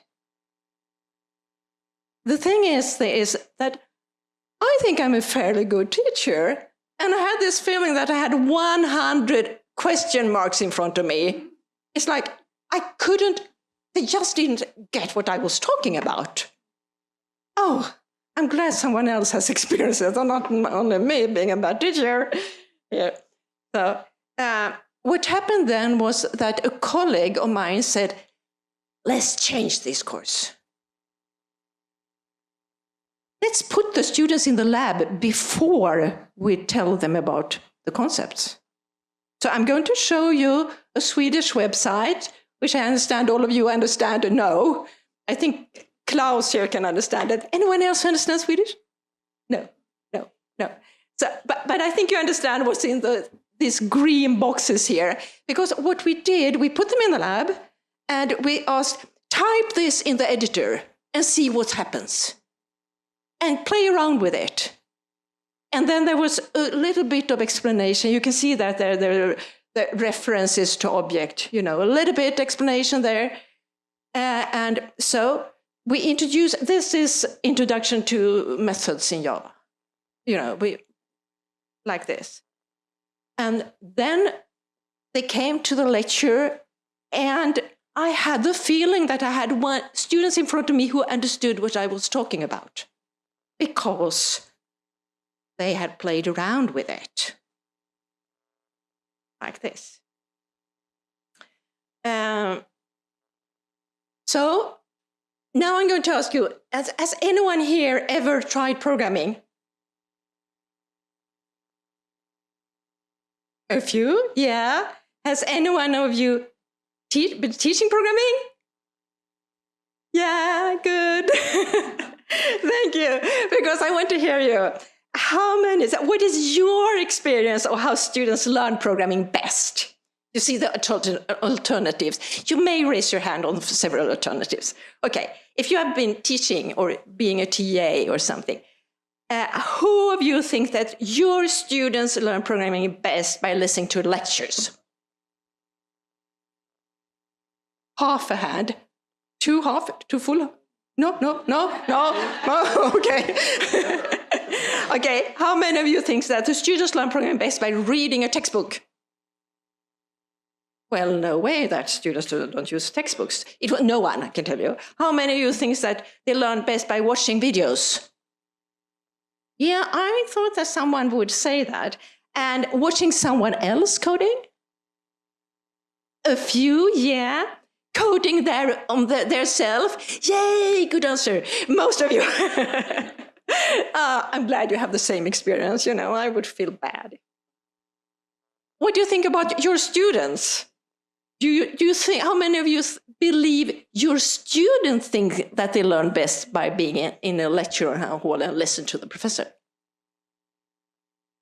Yeah, no one, including me, not me. Reading a textbook? No. Watching videos? Yeah, I think so too, some of you. And watching someone else coding? Yeah, a few. And coding themselves. Yay! Then I can continue my presentation.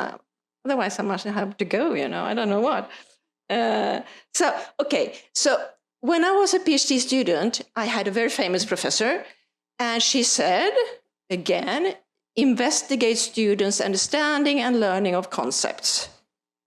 And I tried to say, what about learning the practice? And she said, not interesting.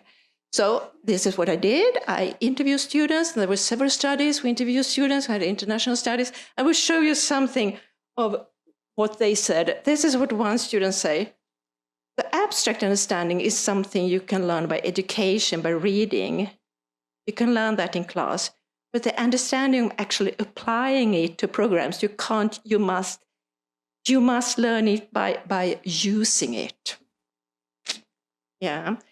And this is another student. You understand how a theory works, but how do you take that theory and how it works and apply it to a practical sense? I think that's one of the hardest leaps to make. Yeah. And I found this very interesting.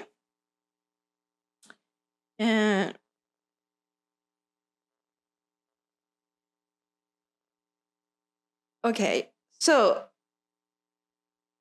when I finished my PhD, my thought was, what happens when you do like this on the keyboard?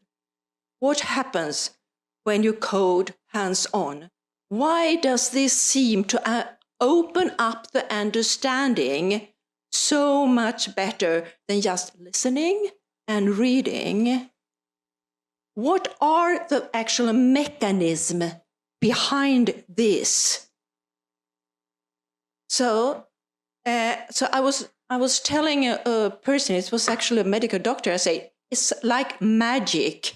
You talk to the student, they read the books. The students who fail our final exam, they have often spent a lot of time reading, and then they fail the exam. And we tell them, you have to code. And I talked to a person, and she said, you should work with a brain person and see what happens in the brain. So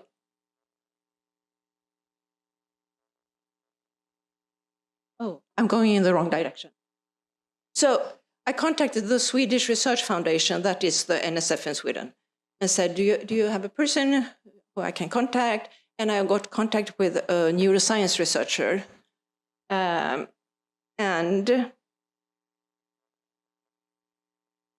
together, we formulated a research study on this very.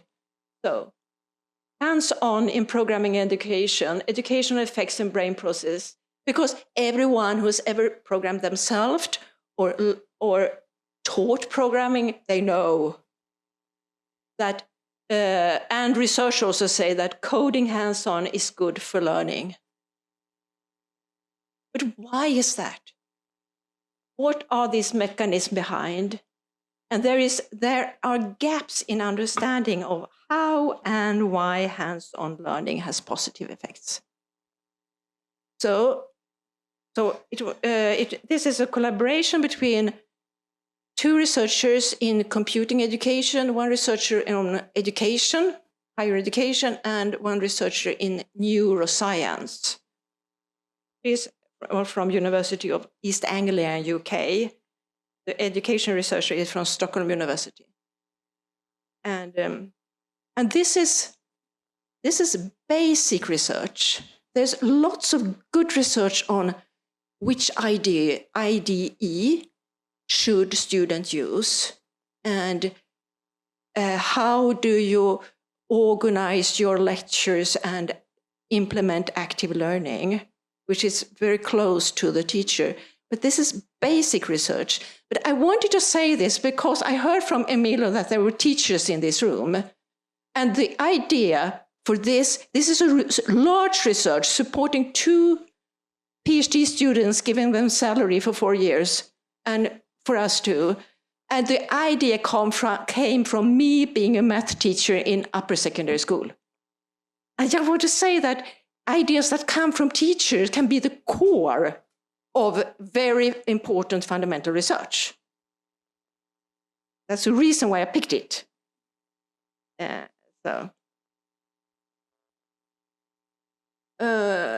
Okay, so this is a bit theoretical. I will come back to this.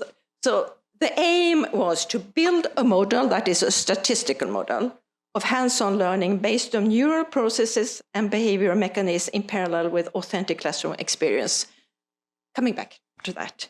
And our research question, how does hands-on influence students' learning of computer programming with regards to some aspect? I will tell you about the aspects. And also, how do students experience hands-on learning?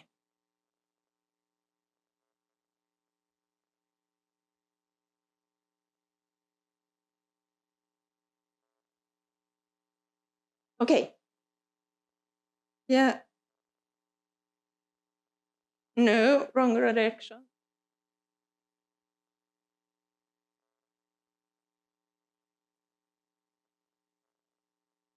Right.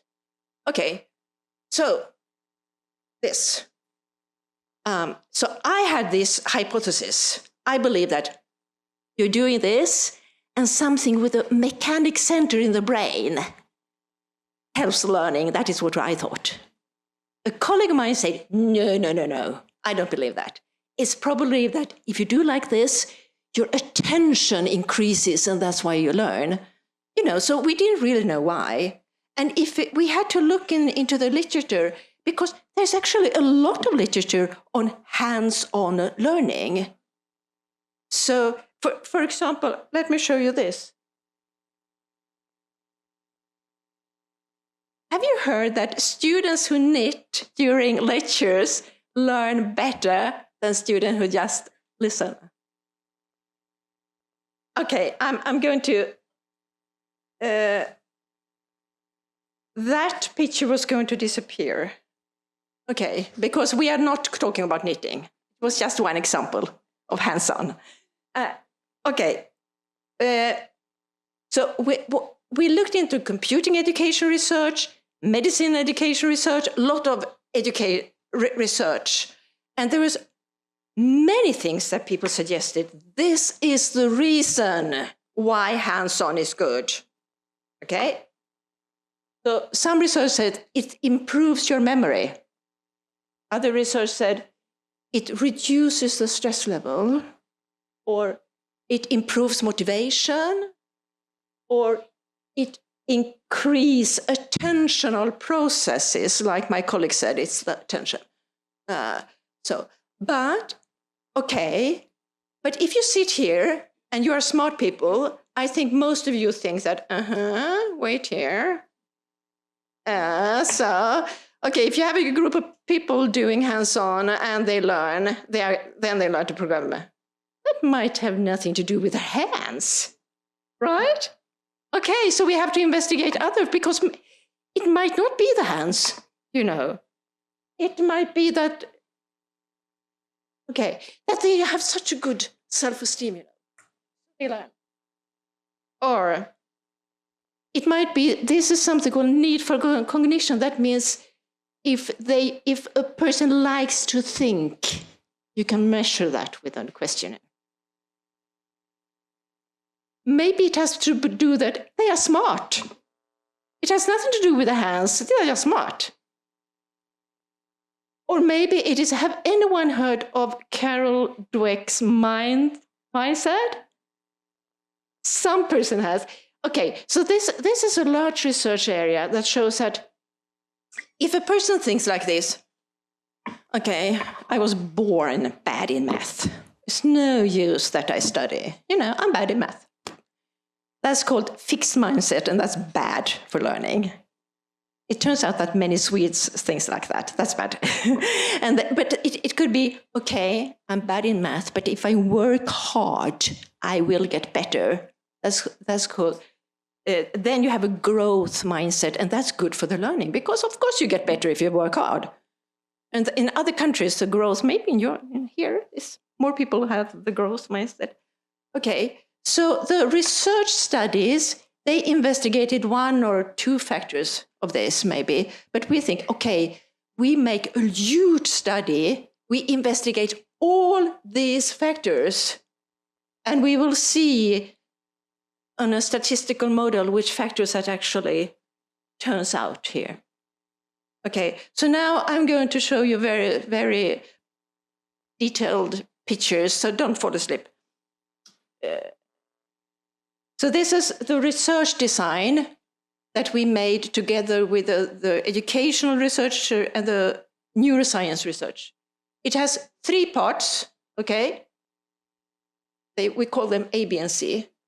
So in A, we recruited high school students who had no previous experience of programming. And we gave them a 3-4 hours Java course, like that. And it was inspired by pair programming. So 2 students, 1 computer. And we randomly selected one of them and said, you have the keyboard and you never switch. So we have pairs of students, and half of them had the keyboard and half of them were sitting beside. And then we gave short lectures on, I don't have the notes here. It was sequence, and it was types. I think it was string and double, and it was, while loop and turtles. Turtles, always turtles, and so on. And we gave them lots of questionnaire, UX mindset, need for cognition, and we gave them a knowledge test immediately after these 3 hours, and then to test their long-term memory, we gave them a similar test a week later. So the day after they had this teaching, they went to this. Has anyone of you been in with this kind of fMRI camera? I have. It's not the nicest experience, to be in the camera, because in this fMRI camera, we gave them programming questions. Yeah, so does this code make the turtle move like this? Does this code give the answer 5? And say right or wrong, A or B, and things like that. And also we asked them questions, how sure are you that your answer is correct? Okay. And it was the same students, so brain imaging. And also, okay, so this is a controlled study, which is not the same as you have real students in the real classroom, right? So we did for what is called ecological validity. Doesn't that sound fancy? We had this context C, which was a real programming class. That was university level. We followed them, the whole class. Okay, so this complex setup requires 4 senior researchers and 2 PhD students to do. Okay, so these are the details. So it was a control between group studies, the hands-on, hands-off groups. Okay, we had pre-recorded instruction films. Oh, here we are, sequence, print, type, while loop, and turtles that we taught them during these 3 hours. And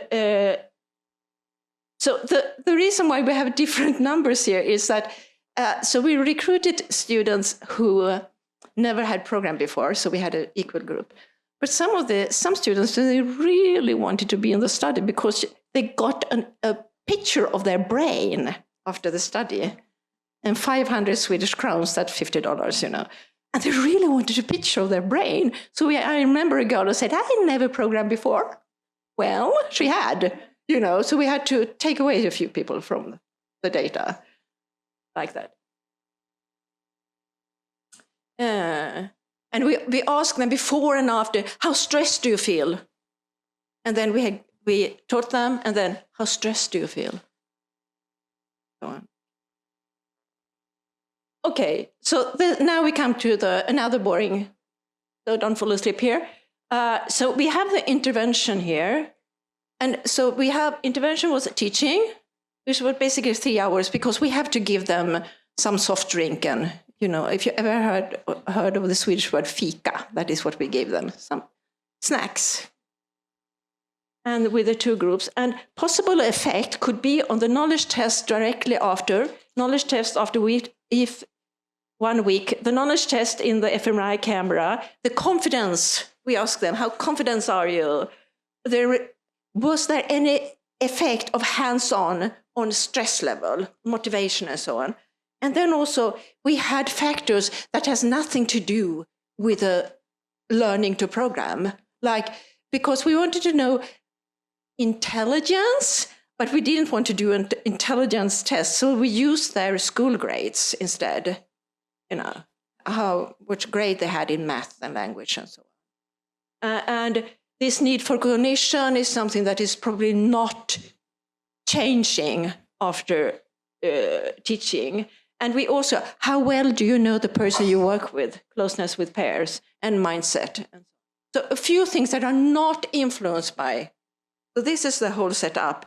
And this is the complex result. I will continue on this. So the blue things here and the hands-on were correlated to the knowledge test after 1 week. So the knowledge test we gave immediately after, there's no difference between the hands-on and hands-off, and I was so disappointed. No results. Big research study, lots of money, no results. But it turns out after a week, the people who had worked hands-on, they remember more. Yeah. And also, so how well do you know the person you work with? So it has to do something with emotion that they feel safe. The school grades, both maths and language, and they were correlated to the knowledge test and this need for cognition. The green things, they were correlated to hands-on.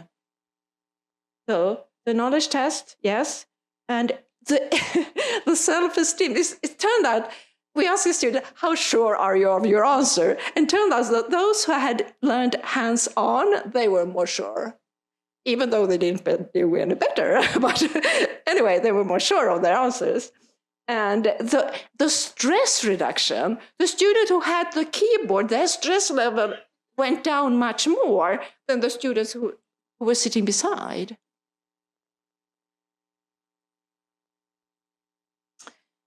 Okay, so my PhD student did this. We were going to do a statistical model. Okay, so she did this ANCOVA model. And so 4 things, turns out, affected this knowledge test after 1 week. It was a hands-on. It was how well you know the person you work with, which was very surprising for us. And the need for cognition and math. That explained 54% variance, I think. But it turns out, yeah, that is 54%, yeah. But the hands-on hadn't very much effect, 6.4%. Math was much more, 22.6%. And how well they know were 12.7%. Anyway, a few more results here. What was really interesting was that, first of all, the mechanical center in the brain had no effect. Nothing happened there. I was wrong. And the students hands-on and students hands-off we couldn't see any difference in attention. Okay, so we were both wrong, in this study at least. But so working hands-on had some effect on long-term memory. It has clear effect on stress reduction, and it has effect on task-specific self-esteem. Or are you on the answer on this question? Now we come to something that I'm sorry you can't ask me about this later on. I have to read the PhD students who is in fMRI. But the fMRI scanning showed this, that stronger and weaker students show different patterns in the brain. The left frontal lobe, I guess it's here, which includes language area, played a central role. The left frontal lobe's activity is sensitive to self-esteem and predicts long-term memory. So here we have something, because the hands-on students have higher self-esteem. And learning hands-on has positive influence on this area. So what about this classroom study? Well, it turns out the students said learning programming is an emotional roller coaster. So one student said programming is so extreme. You either get super happy or super angry. It's totally different from many other subjects. And I've heard many students say that. It's very different from many other subjects. You get direct response in a way that makes you super happy when it works. You notice that all students in the class get in affect, emotions. This was not something we had anticipated, that the emotions had such an important role. Okay, so what we know now is working hands-on, lower stress and increase task confidence, and has effect on long-term memory. we don't have data to connect these two. So,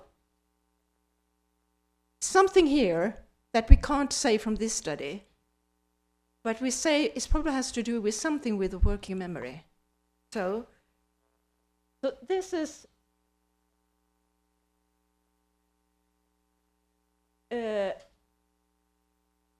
okay. So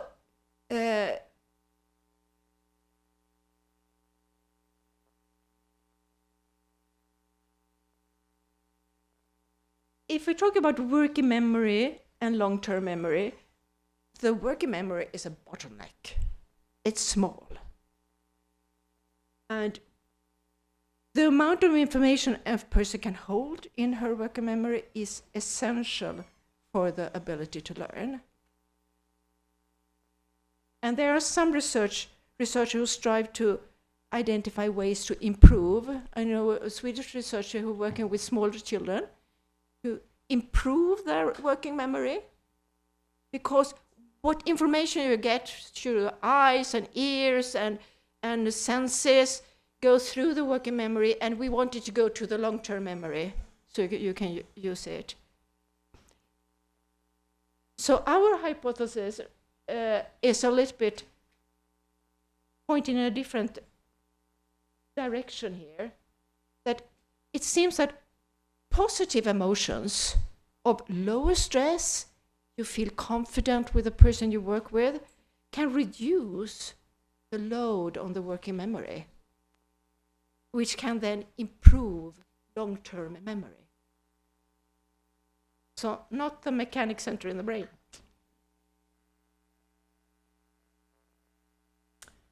Okay, so what we want to do now in the next projects is, when AI becomes your peer, emotional and cognitive consequences of long-term learning.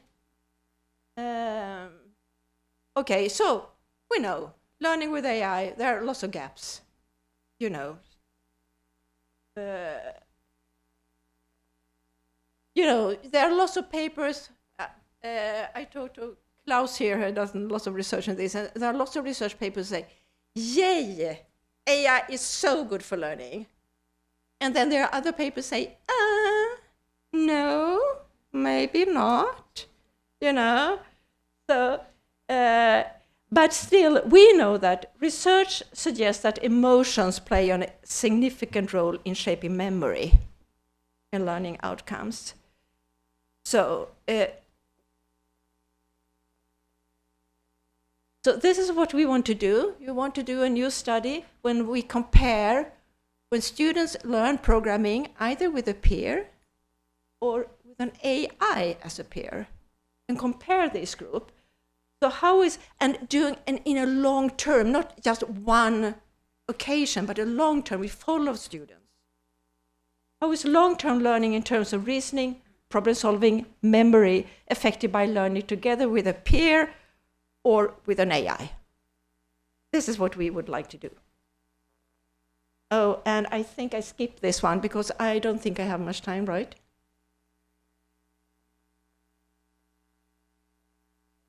So I go directly to this. Are you interested in our research? Come and talk to me, and come and visiting us. You can give a seminar for us on Zoom or something. So thank you for staying awake.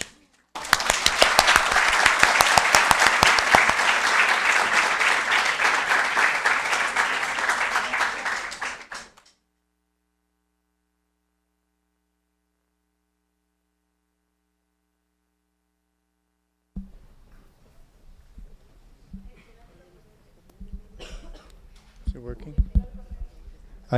So Klaus Brabant, so thank you very much. Very interesting talk. I really enjoyed it. Had the pleasure of hearing a bit about it on the plane coming here. I have a couple of questions. I think this is very important research. So I was wondering if you were thinking, so if you think about the positive experiences here, have you thought about manipulating the experience so that, some students get more positive experiences than others? And maybe this is an important component for the study. I think that would be really interesting. we know that there are things that really can, improve the positive emotions. It would be interesting. I think that Sara, the neuroscience person, would say that we already have data that supports that. But I mean, it could be more the role of emotions is a fairly hot topic now, and it needs more research in general, because we have just started a little bit. We show that doing this decreases the stress, and if you know the person, but I would really like to go deeper into this and understand how do emotions and what emotions, and so that's a good idea. You find the money and I'm on. No problem.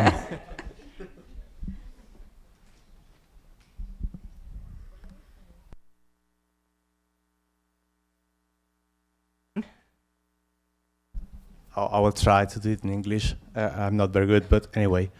Thank you for your talk. I was wondering about your speech. When you talk about hands-on, are you directly thinking about computers?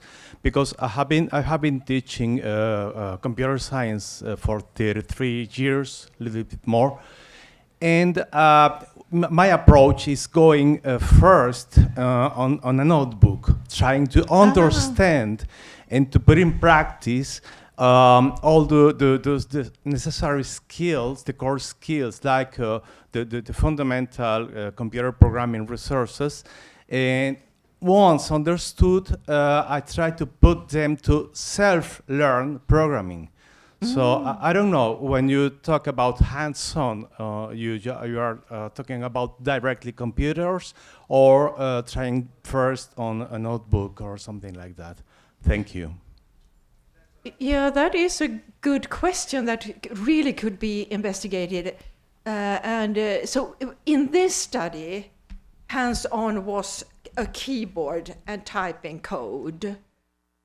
But using, as I said, there is lots of research on using your hands for learning. So maybe your approach is really good. It's just that we just investigated this one. But as you said, there's a long list of different studies have investigated stress and motivation and so on. So I would expect that is a very good approach too. We just, yeah.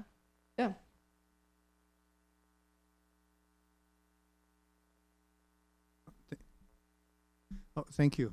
So one more question. Actually, I have a whole page of questions. Oh, yeah, good. I can talk to you on the way back on the plane, I think. Yeah. So you mentioned language ability. Yeah. So I know I talked with Hadi Patavi. He's the person behind co.org. He said they did a study on all of their huge data sets. And so they trying to find predictors of what would make somebody a good programmer. And it turned out that language was a much better predictor than math skills, which makes a lot of sense when you think about it, because programming is about language. Yeah. I was wondering if you could comment a little bit more about the role of language in your study here. Yeah. Language ability, sorry. So this kid's language grades was strongly correlated to the results too. Math was a little bit stronger. And it could be because these kids, they all went to a science program that is really math heavy. Lots and lots of math. So that could be that the group of students Selection we had bias, were the math, but there are several, because other people have done fMRI studies and programming. I think they all had it on older people and more experienced people. And language is something that is always mentioned. Yeah, I think that you have a point, and someone should definitely investigate that further, Klaus. I'm game. Yeah, and I'm into.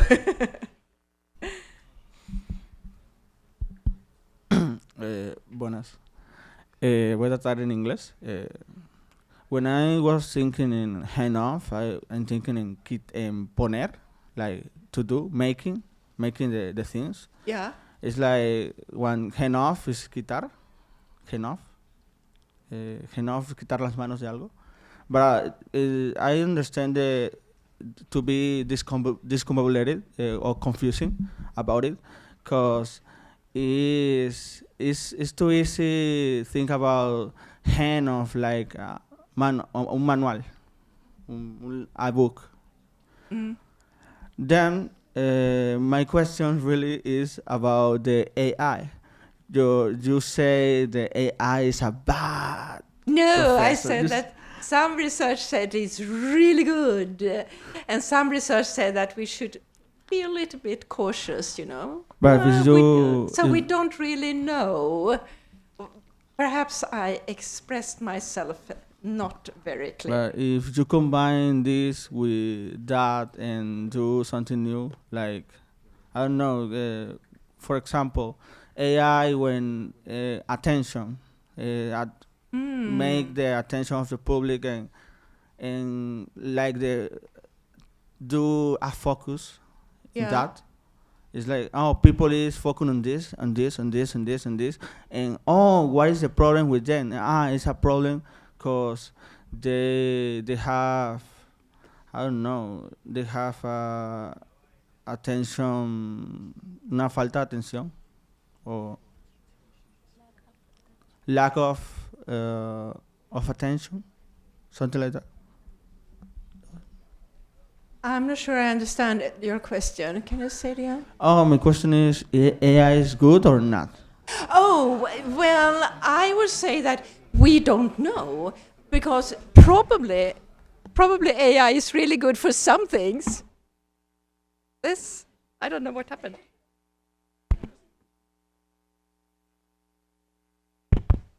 Okay. So I think that my personal belief after reading into it is that we know something about the use of AI, but there's lots and lots of things we don't know. So I don't think there is an answer that AI is only good or only bad. And AI is here. Come on. I mean, this is reality too. So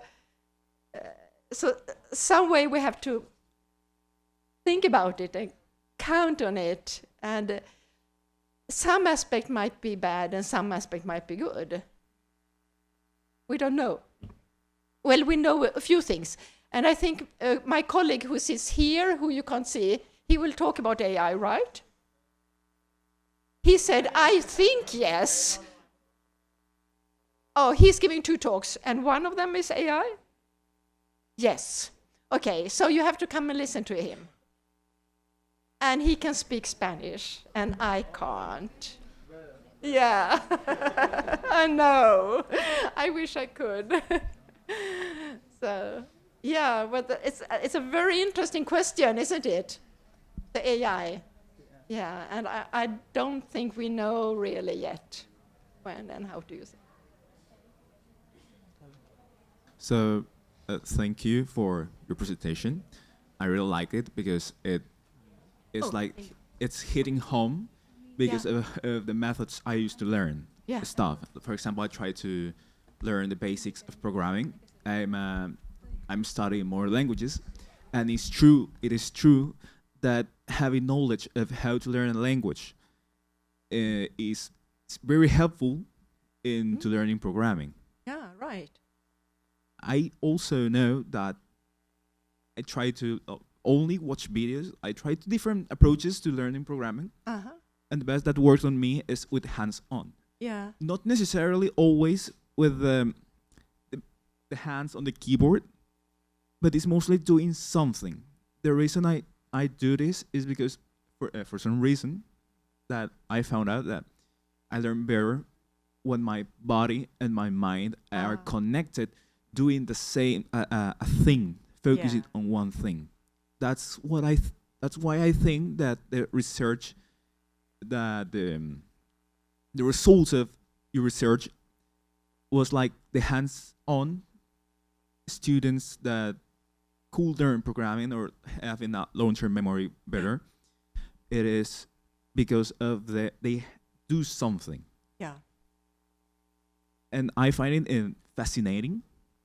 That kind of researches I find fascinating. Also with the things about the AI, it is not about if it's good or bad. It's more of the approach you use the AI. For example, if you ask the AI for only core questions about how to do things, it's useful. Obviously, you need to know if the core result that the AI gives you is veridic or not. Yeah, really. But I thank agree you. with you there, really. So, yeah, it has to do, there is a lot of research that is called embodied cognition. That is hands-on, is related. Embodied cognition is how the body is involved and important in learning. And as you say, the hands is a part of the body. So, yeah, like knitting and...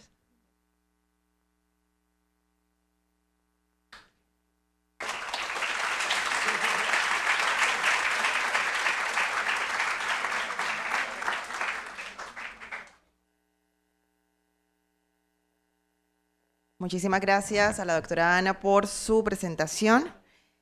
En estos momentos escucharemos al doctor David Weintraub, quien cerrará este espacio de conferencias de la jornada de la mañana. El doctor David es profesor asociado y Dean's Impact Professor en el Departamento de Enseñanza y Aprendizaje, Política y Liderazgo de la Facultad de Educación, con una doble adscripción en la Facultad de Información de la Universidad de Maryland.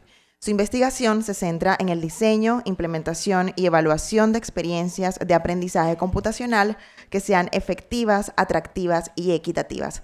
Antes de dar inicio a esta conferencia, que también va a ser en inglés, virtual, los invito a seguir nuestras redes sociales, @ISUninorte, y si graban historias, pues etiquetarnos para ir compartiendo y moviendo nuestras cuentas. Muchísimas gracias.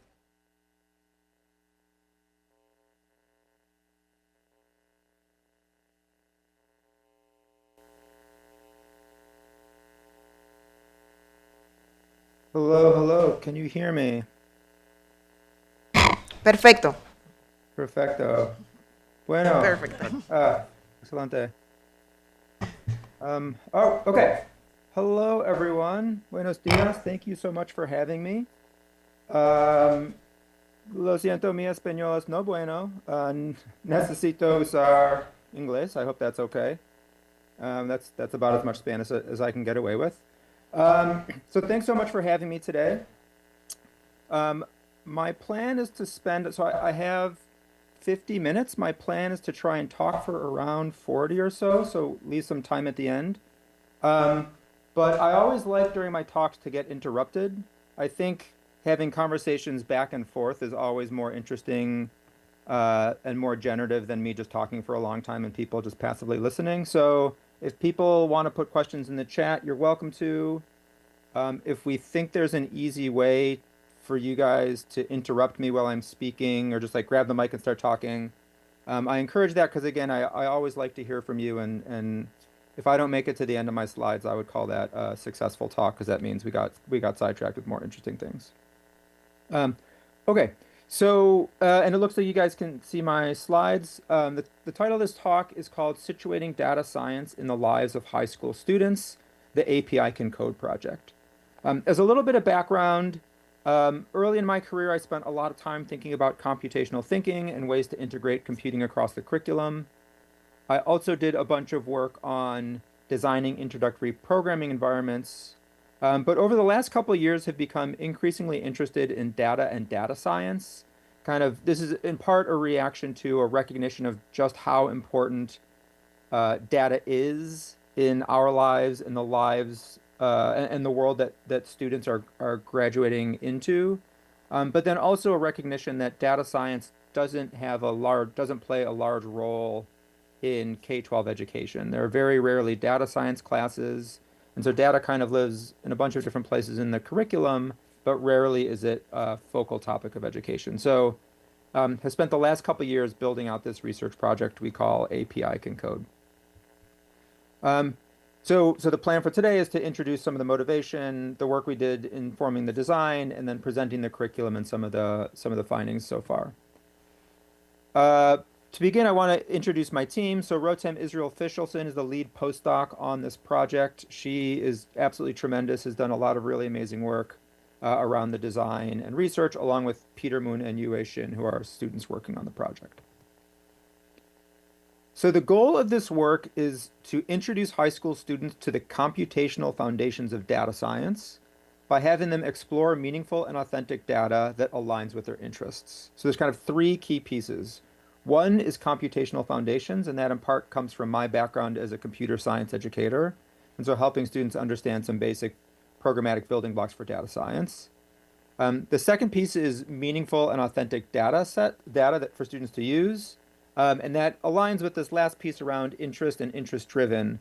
And this is acknowledging that today's students are growing up in a world where there's data all over the place. They are creating and consuming data constantly.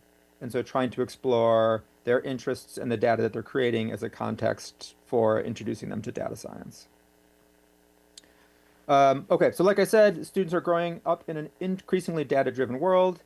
And we think that it's important as part of their K-12 education. And we're specifically looking at grades 9 through 12. So that's ages about 15 to 18, 19.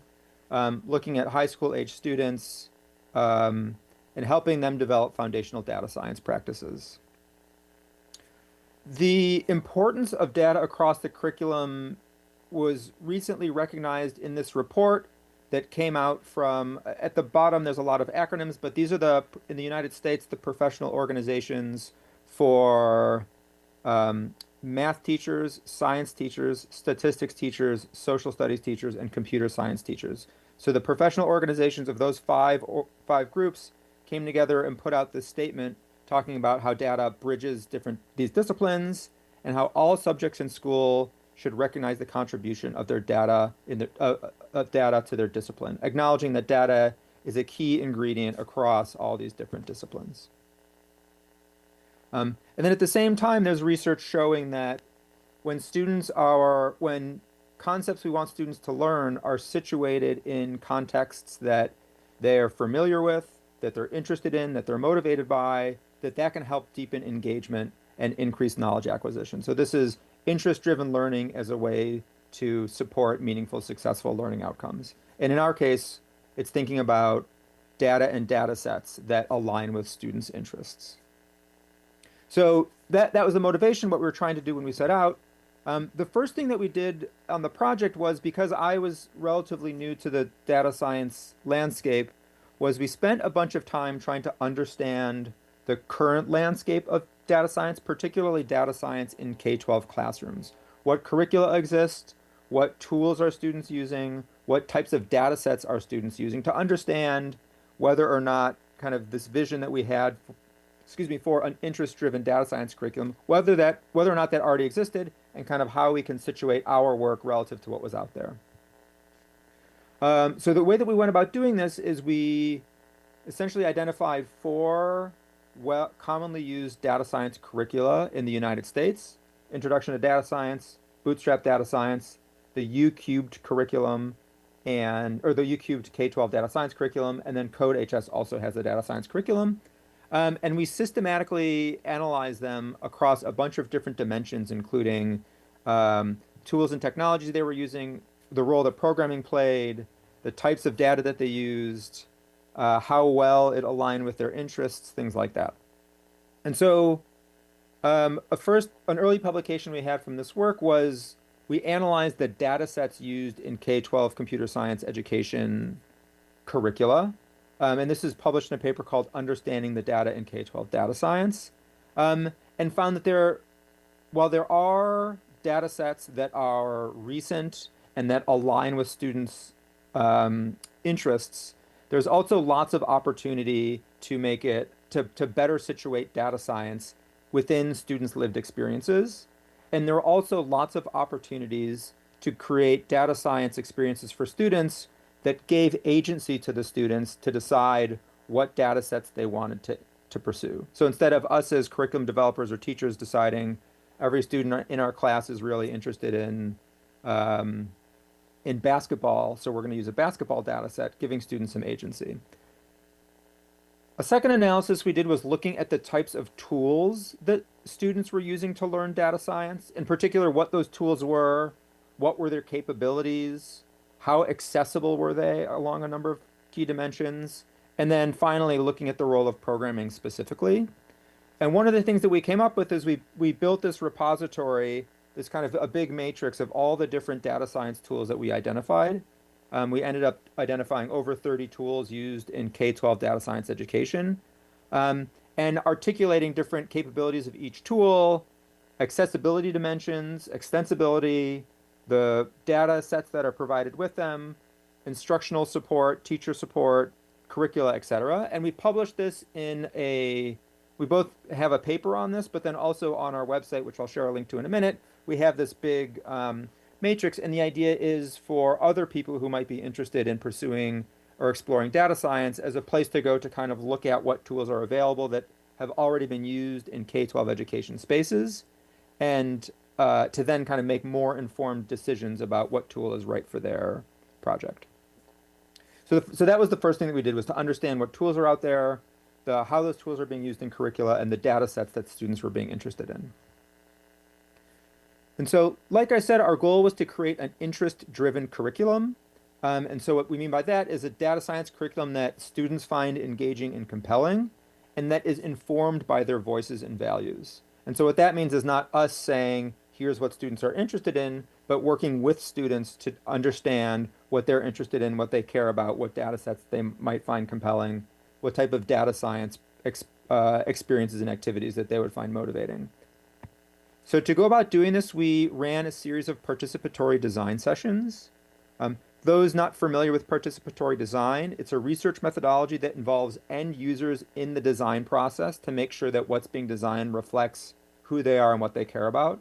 So what that meant for us is we spent a lot of time working with a group of high school students to help learn about how they understood data, what was the data that they were creating and using every day, what were their interests, where do they go when they have questions, how do they make sense of what data science is, how do they see themselves as data scientists or not.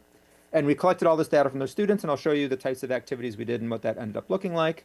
And the idea was that we could use what we learned from students as a way to feed back into the materials that we were designing ourselves and go through this iterative process of creating instructional materials and then sharing it with the students we were designing for and getting feedback about what was successful. So we ran a series of these participatory design sessions with what ended up being 28 high school students who attend an urban public charter high school in the school district that we were working with. This work was done in Washington, D.C., so we were working with high school students in Washington, D.C. You can see gender and racial breakdowns. And what we did over the course, and we did a couple iterations of this, but we had 7 different hands-on design activities. And the idea is not to just sit a student down and say, tell me what you're interested in, or tell me how you would like to learn about data science, but instead have them do these different activities that are a little more arts and crafts oriented, a little more, here's a tool or a data set, mess around with it, what do you find interesting? Just providing these different ways for students to engage with data and kind of share information about themselves and how they think about data and their relationship with data. And so we designed 7 distinct activities. So to give you a sense of what this looked like, there's an activity we created called an empathy map. And this is a user-centered design concept or user-centered design practice based on the idea of a persona, where the idea is you get in this case, we had 4 students get together in a group and essentially invent a high school student who could go to their school and give them a name, give them characteristics, and talk about what they do with data, how they use data, what their interests are, what their concerns are. And so the idea is they're not talking about themselves, but they're talking about kind of a fictitious person who might go to their school. And what that does is allow, and especially doing this as a group, it allows an opportunity for people to both to share things about themselves, about their friends, about other things that they notice at school. And so in going through this persona activity, we got a series of personas of these made-up students, but we could see from, as we analyzed the data, they talk about the different technologies that they were using and the different types of data that they were engaged with, the types of concerns that they had, like, being tracked by apps or being recorded without without knowing it or without giving permission, or someone trying to collect data on you to use it maliciously against you. We also got areas of interest like sports and social media and video games. But so Empathy Map was one of these 7 activities, and so we ended up building this big corpus of data that this included audio and video recordings, all the design artifacts. We did do a survey, qualitatively coded all of them, looking at along these different dimensions of kind of how students make what data is, who they see as the organizations invested in creating, collecting, using data, why such organizations would want to be interested in that, like what role data plays in society, where they see data being created and consumed, concerns that they had, as well as areas of interest. And so, based on the data we collected from these participatory design sessions, along with what we had learned about the current state of K-12 data science, we used all those things and created designed this curriculum we call API Can Code. So API Can Code is an interest-driven curriculum that introduces high school students to computational foundations of data science by having them explore meaningful and authentic data that aligns with their interests using APIs. For those of you not familiar, API stands for Application Programming Interface, and it's essentially a way to programmatically ask for and receive data back from online sources. So for example, Spotify has a publicly available API, so you can write a little program that says, hey Spotify, can you give me this set of information? And then Spotify has these API web servers where they'll return the data that you ask for. So it's a way to write short programs to ask for and receive data from publicly available repositories. So the curriculum is called API Can Code, with APIs being kind of a key component. At a glance, so the curriculum has been taught the past 2 years, and we are currently teaching it in a couple high schools in North Carolina and a high school in Washington, D.C. So it's a fully featured curriculum. It has resources for teachers, including lesson plans, slides, and teacher-focused videos where we kind of walk through what each lesson's about. There's student materials, including sample programs, exit tickets, and support materials. A set of scaffolded activities for each activity they go through.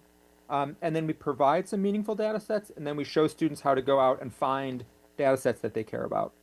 The curriculum is all free. It is all available on our website. So if you search for API Can Code, hopefully you find us, but the website is apicancode.umd.edu. The QR code should also take you there. And it has a bunch of information about our project, but in the top right, there's a button that says, I think it says see the curriculum, review the curriculum. You click on that and it's the whole curriculum. All of our materials are in the G Suite, so it's Google Docs and Google Slides and Google Forms, and so you can see everything.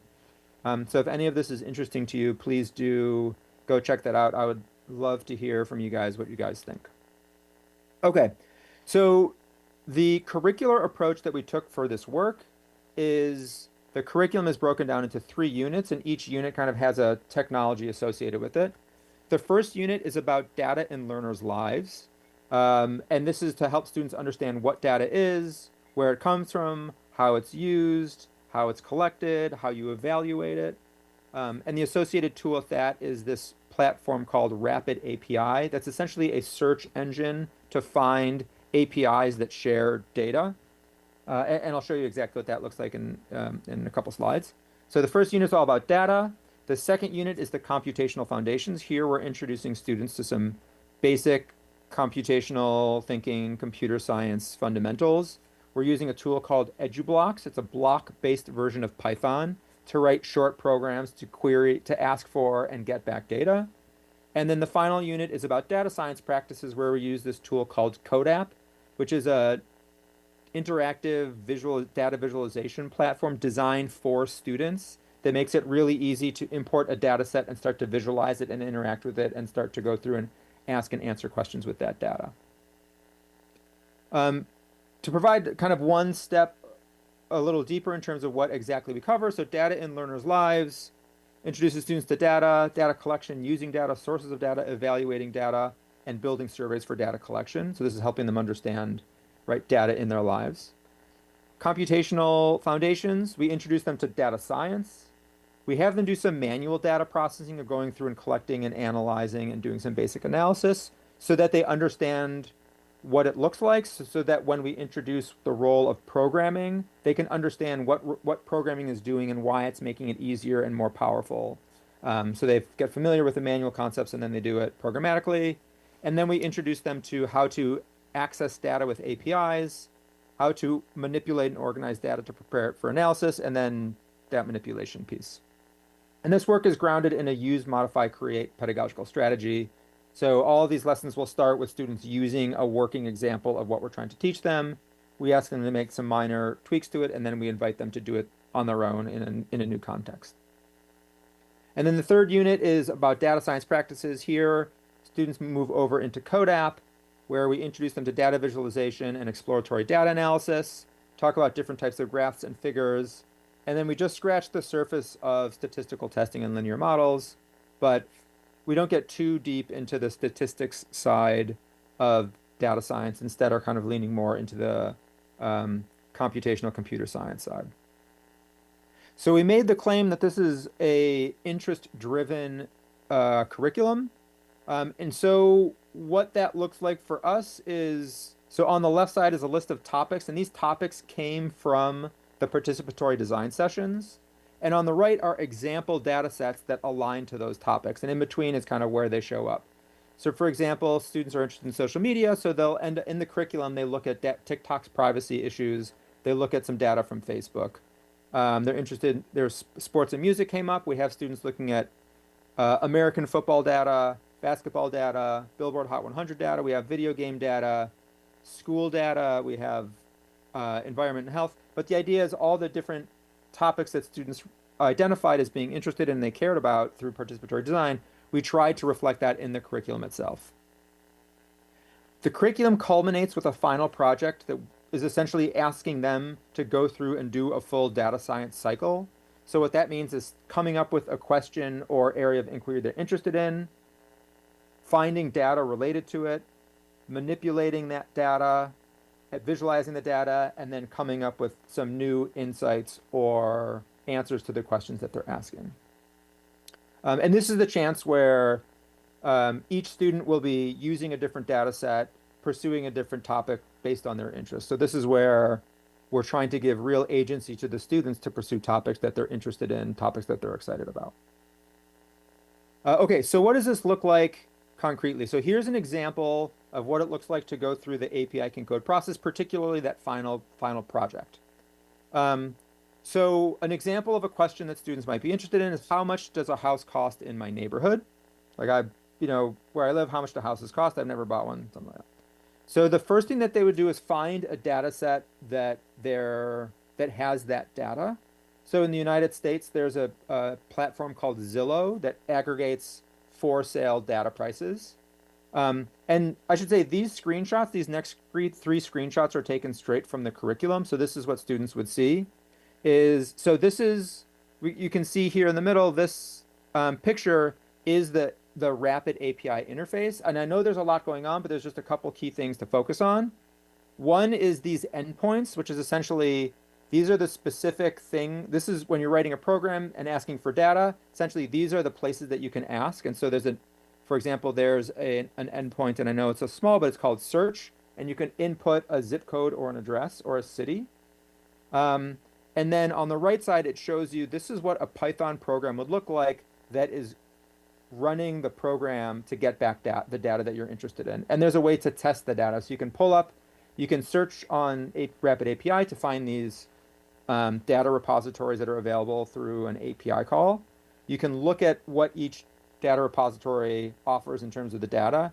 You can test it in this interface. You say, okay, give me the data for Washington, D.C., and then you can run it and get back the information. And finally, you can see a Python program of how you would do that programmatically.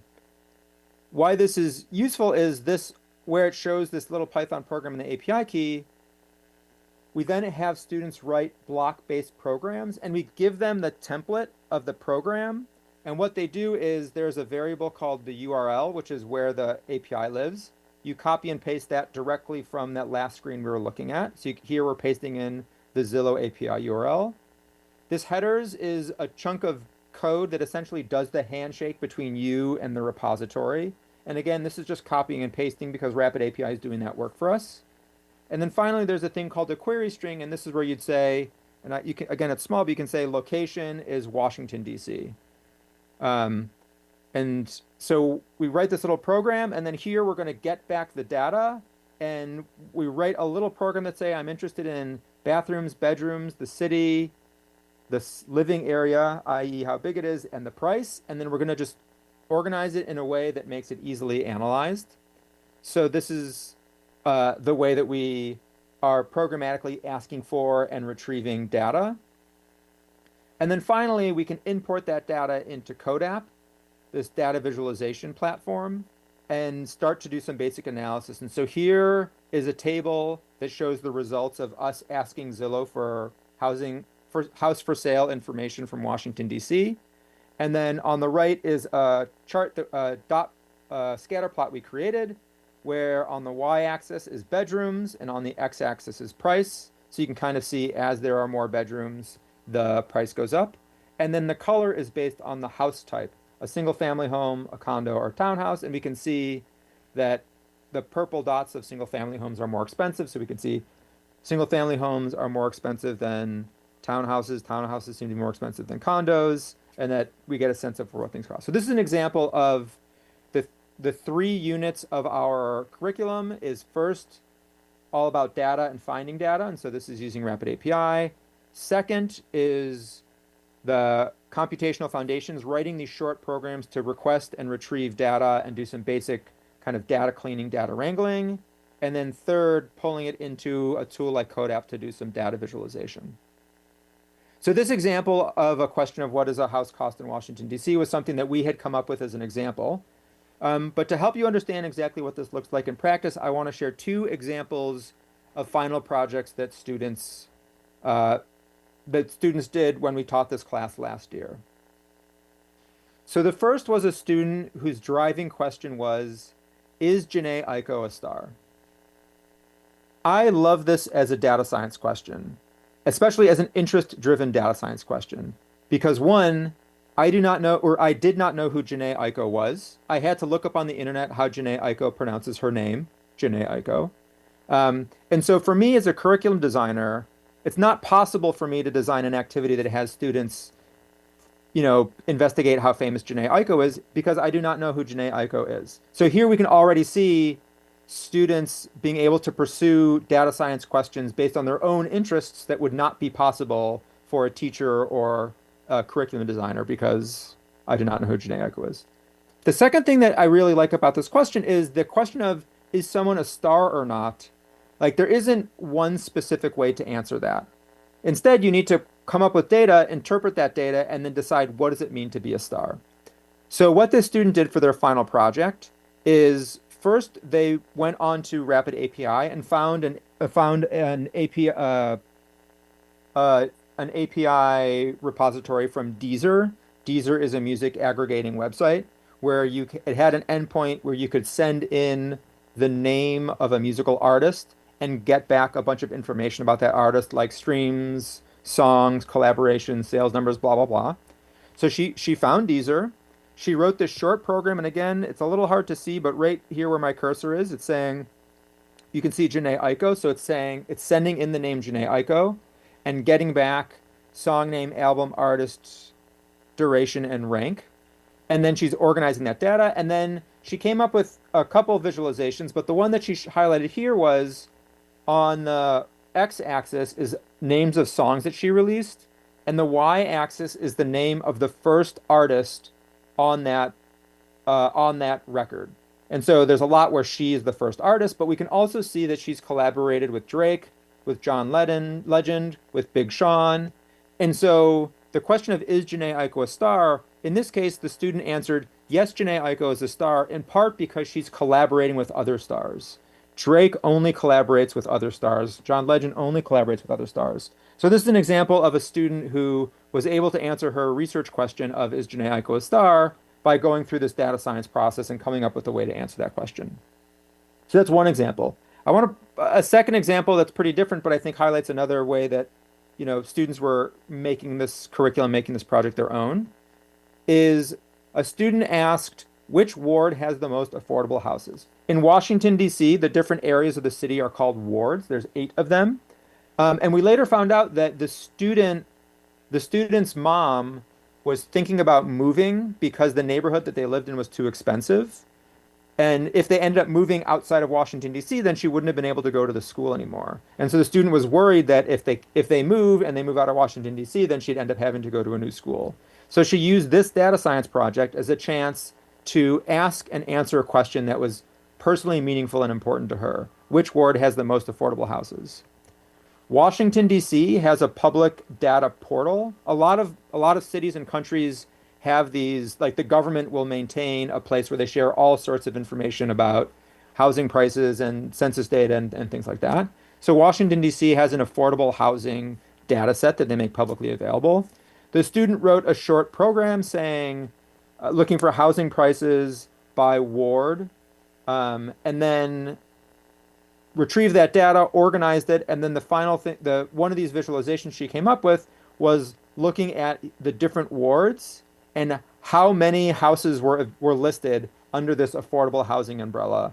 And as part of her conclusion, she found out that Ward 8 had the largest number of houses within the particular price range that her family could afford.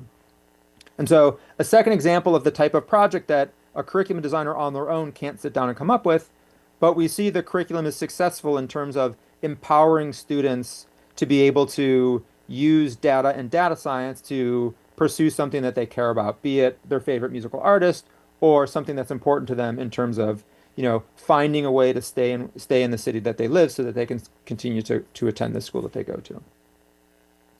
Okay, so that is the API can code curriculum. I now want to shift gears to share a little bit of the data that we've collected and some of the research and findings we've done around this. But I want to take a chance to pause because I've been talking for a while. And if it's not too difficult, if anyone has any questions about anything I've said so far. If this is logistically complicated, I'm also very happy to just go right on talking.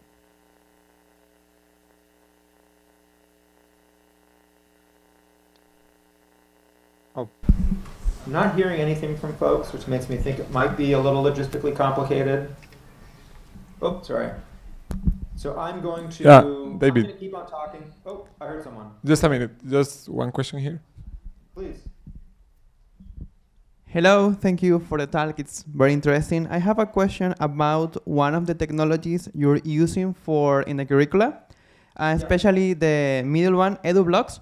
I see that the programs that you're showing are very complex. They are using blocks but mixed with JSON and API calls.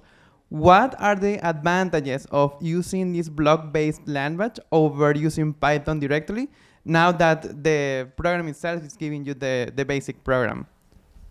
Yes, great question. And this is something that we have done some work on, both a little bit in this project, but certainly before. So I mentioned before, we're using the use, modify, create paradigm. And so what that means is the program that students start with includes everything up until this first orange print block. Mm-hmm. So we provide them with the program that's going to import the right libraries, has a URL, a header, and a query string variable, and then makes the call to pull back JSON and then turns the result into a JSON object. So that's a template that students, so they're not writing the first half of the project themselves, it's a template where they can copy and paste in the URLs. So where the programming piece comes in is this latter part of how are they going to organize it, manipulate it. This one is pretty straightforward where it's just kind of iterating through each row and putting them together into a data set. One of the powerful things, so you're right that it would be possible to just use Python instead of a block-based environment. The reason we're using Python, edu blocks and block-based environments is because there's prior research, some of which I've contributed to, showing that for programming novices that block-based environments are easier. So one of the big things that has been really useful in this environment is this idea of discoverability. And it's not in the screenshot, but in block-based environments, there'll be kind of, we call it the blocks palette, where there's all the different blocks that are available. They're all organized by, kind of behavior and theme, and you can just kind of look through and see what's available, and then drag it in and snap it into place. we found that that feature is really useful for students because a Python environment on its own doesn't have that same way to kind of browse through what is available in terms of the things that we can do. So that dragging and dropping and discoverability has been really useful. And then the second piece is mitigating syntax errors. Like because students aren't typing in commands and aren't needing to pay really careful attention to curly braces and quotes and blocks and things like that, there still are syntax errors because there are places that students are typing in, like within those print statements, there's, they're concatenating things together and they're working with a JSON object that has this nested data structure. But we see fewer syntax errors, and the scope of syntax errors is much smaller because they're all kind of the same type of syntax errors. I didn't say this before, but this curriculum is not, there's no prerequisite computer science knowledge needed. So this isn't like students take 3 years of computer science and then take our class.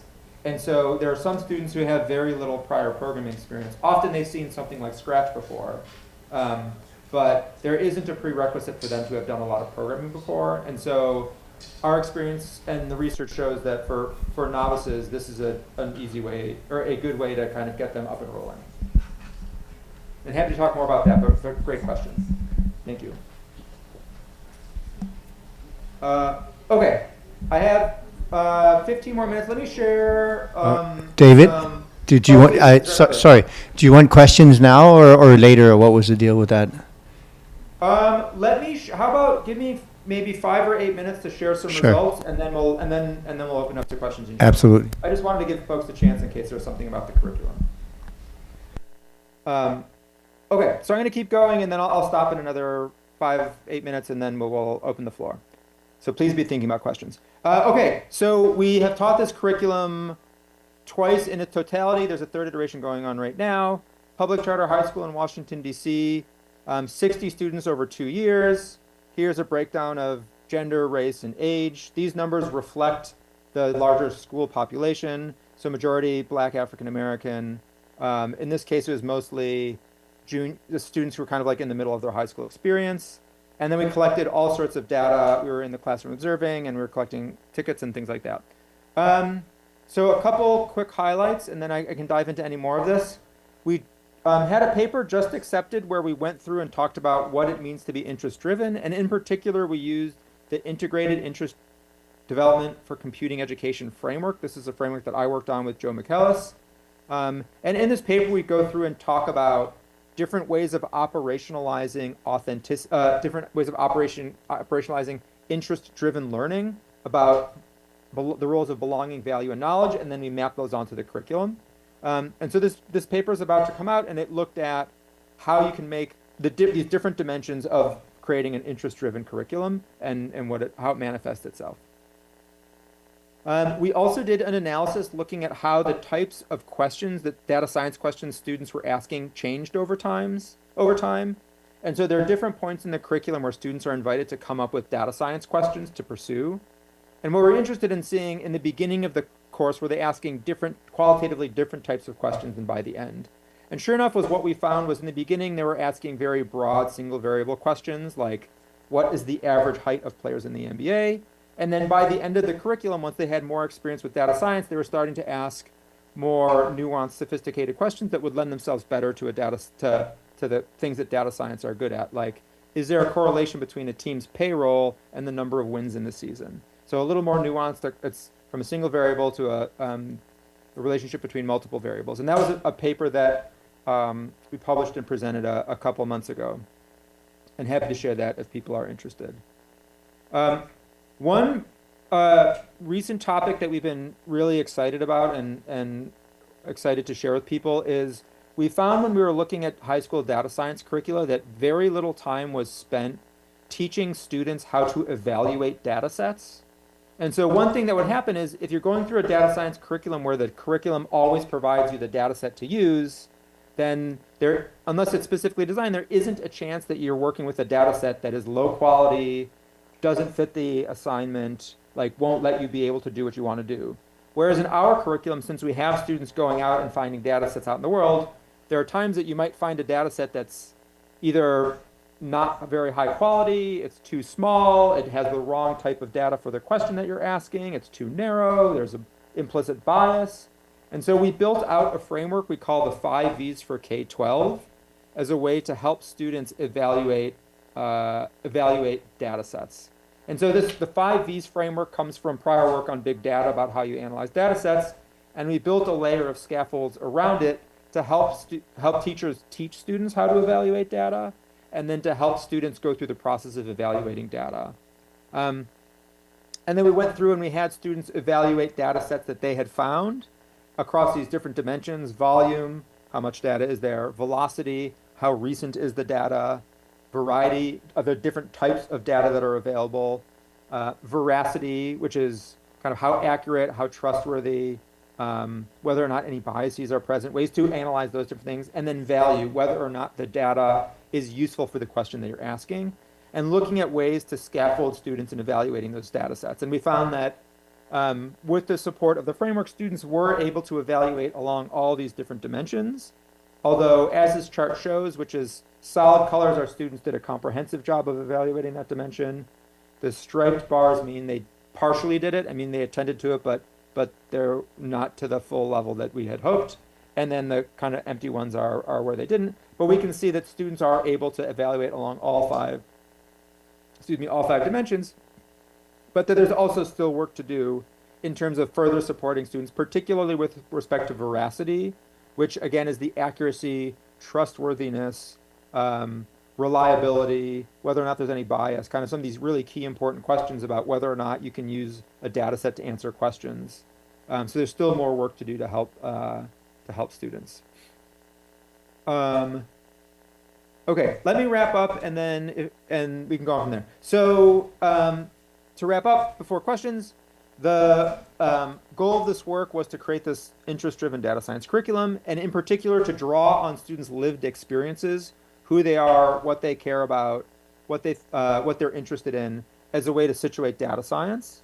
And then we use participatory design as a way to learn about those interests and concerns to inform the curriculum, and then created this curriculum that situated foundational data science inside a computer science context, and that students were writing these programs to retrieve and manipulate and prepare data for analysis, and then using this CodeApp interactive data visualization tool to do that analysis.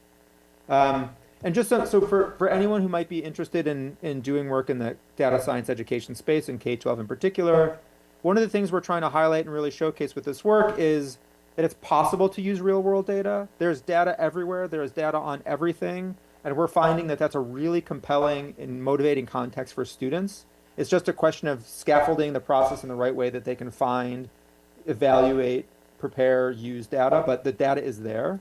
We're finding that by both in the design, in terms of figuring out what we're going to include in the provided curriculum, as well as activities that invite students to pull an interest that they're on their own, but that incorporation of interest is another kind of compelling, motivating dimension of this curriculum.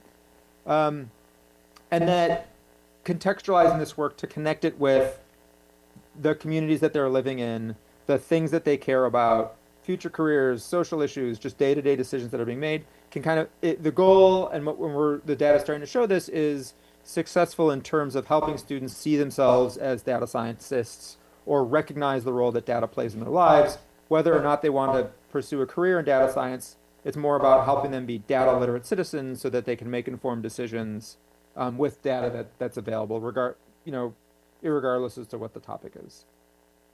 Okay, with that, there's a few minutes left for questions. Thank you for the time. There's the URL. That QR code takes to their website. I would love to questions now, and any feedback that you have, please send it along. I'd love to hear from you. Thank you. Yeah.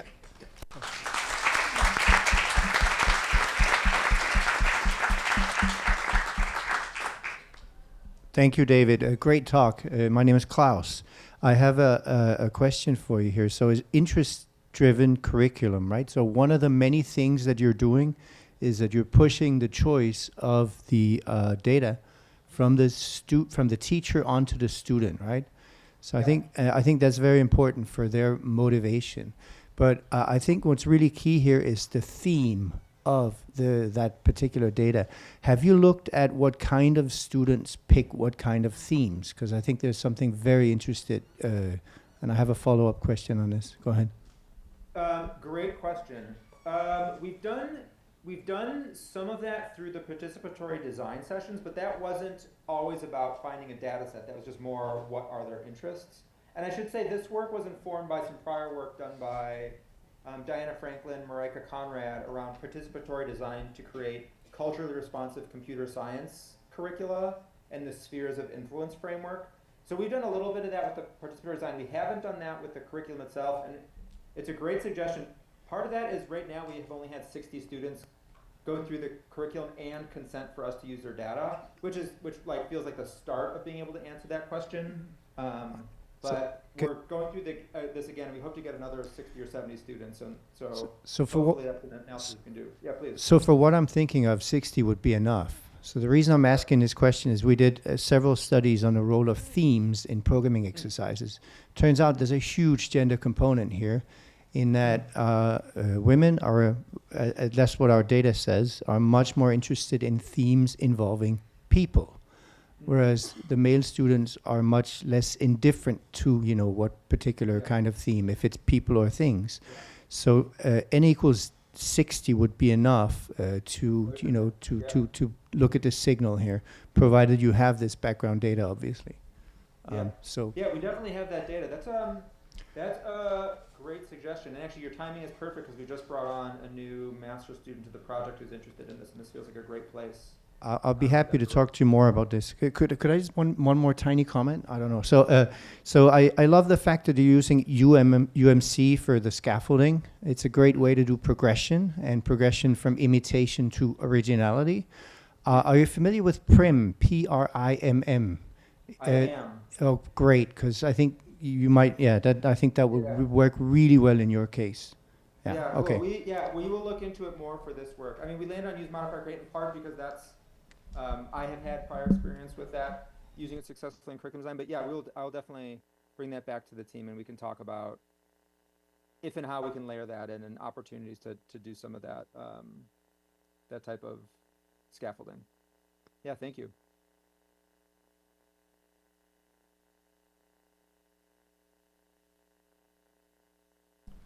Hi, David. This is Camilo. Thank you for being here. So what happens when you don't find the data that they want? That's a great question. I would tweak the question a little bit to say what happens when you can't find a good data set for the question that they want, because you can kind of find data on most things. So I have two answers to that question. The more satisfying answer in the curriculum is, while we encourage students to use API Can Code as a kind of a search engine to do this work, for students who are asking questions and aren't able to find a good API, we do have a mechanism of them finding a data set in a CSV format. So it's like kind of any spreadsheet, any data set, and then turning the CSV, kind of, let me pull up a program, essentially short-circuiting the program a little bit. So these first, the three blue and that pink one are essentially doing the work of calling an API and pulling in back data. We have an alternative template that starts with a CSV that's been turned into JSON. And so in that world, they can go onto any, if they find a data set like a CSV or spreadsheet on data that they want. And there's all sorts of repositories like Kaggle and others that just have thousands and thousands of data sets. So there is a way to kind of circumvent the API to kind of start the process where you're manipulating this JSON object. So still doing some of the programmatic piece. And for some students who had interests that were hyper-localized, or we just couldn't find a good data set, we did that. So that's the more satisfying design solution. The less satisfying design solution is saying, great question, but can we maybe try something else because we're having trouble finding information. And actually, on the topic that you want. And that's actually something that we found less about people pursuing topics that we couldn't find data on, but more students pursuing topics that didn't really lend themselves well to data science. Like one of the early questions that the students came up with was, how can I make money this summer? Because that's the thing that he cared about. It's like, school's about to end, I want to make some money this summer. But like, framing it that way, it doesn't quite lend itself to a data science type analysis. And so we've actually put some work into the curriculum to help students be, and that was some of the findings we've presented, better informed about what are data science questions, what types of questions are appropriate for analysis. But there have been cases where we've kind of sadly had to say, that's a great question, but sadly we can't find data about it. So what's the second most interesting topic to you? But we've mostly had success, especially once we opened it up to kind of any CSV, just because there's so much data out in the world. Well, thank you very much, David.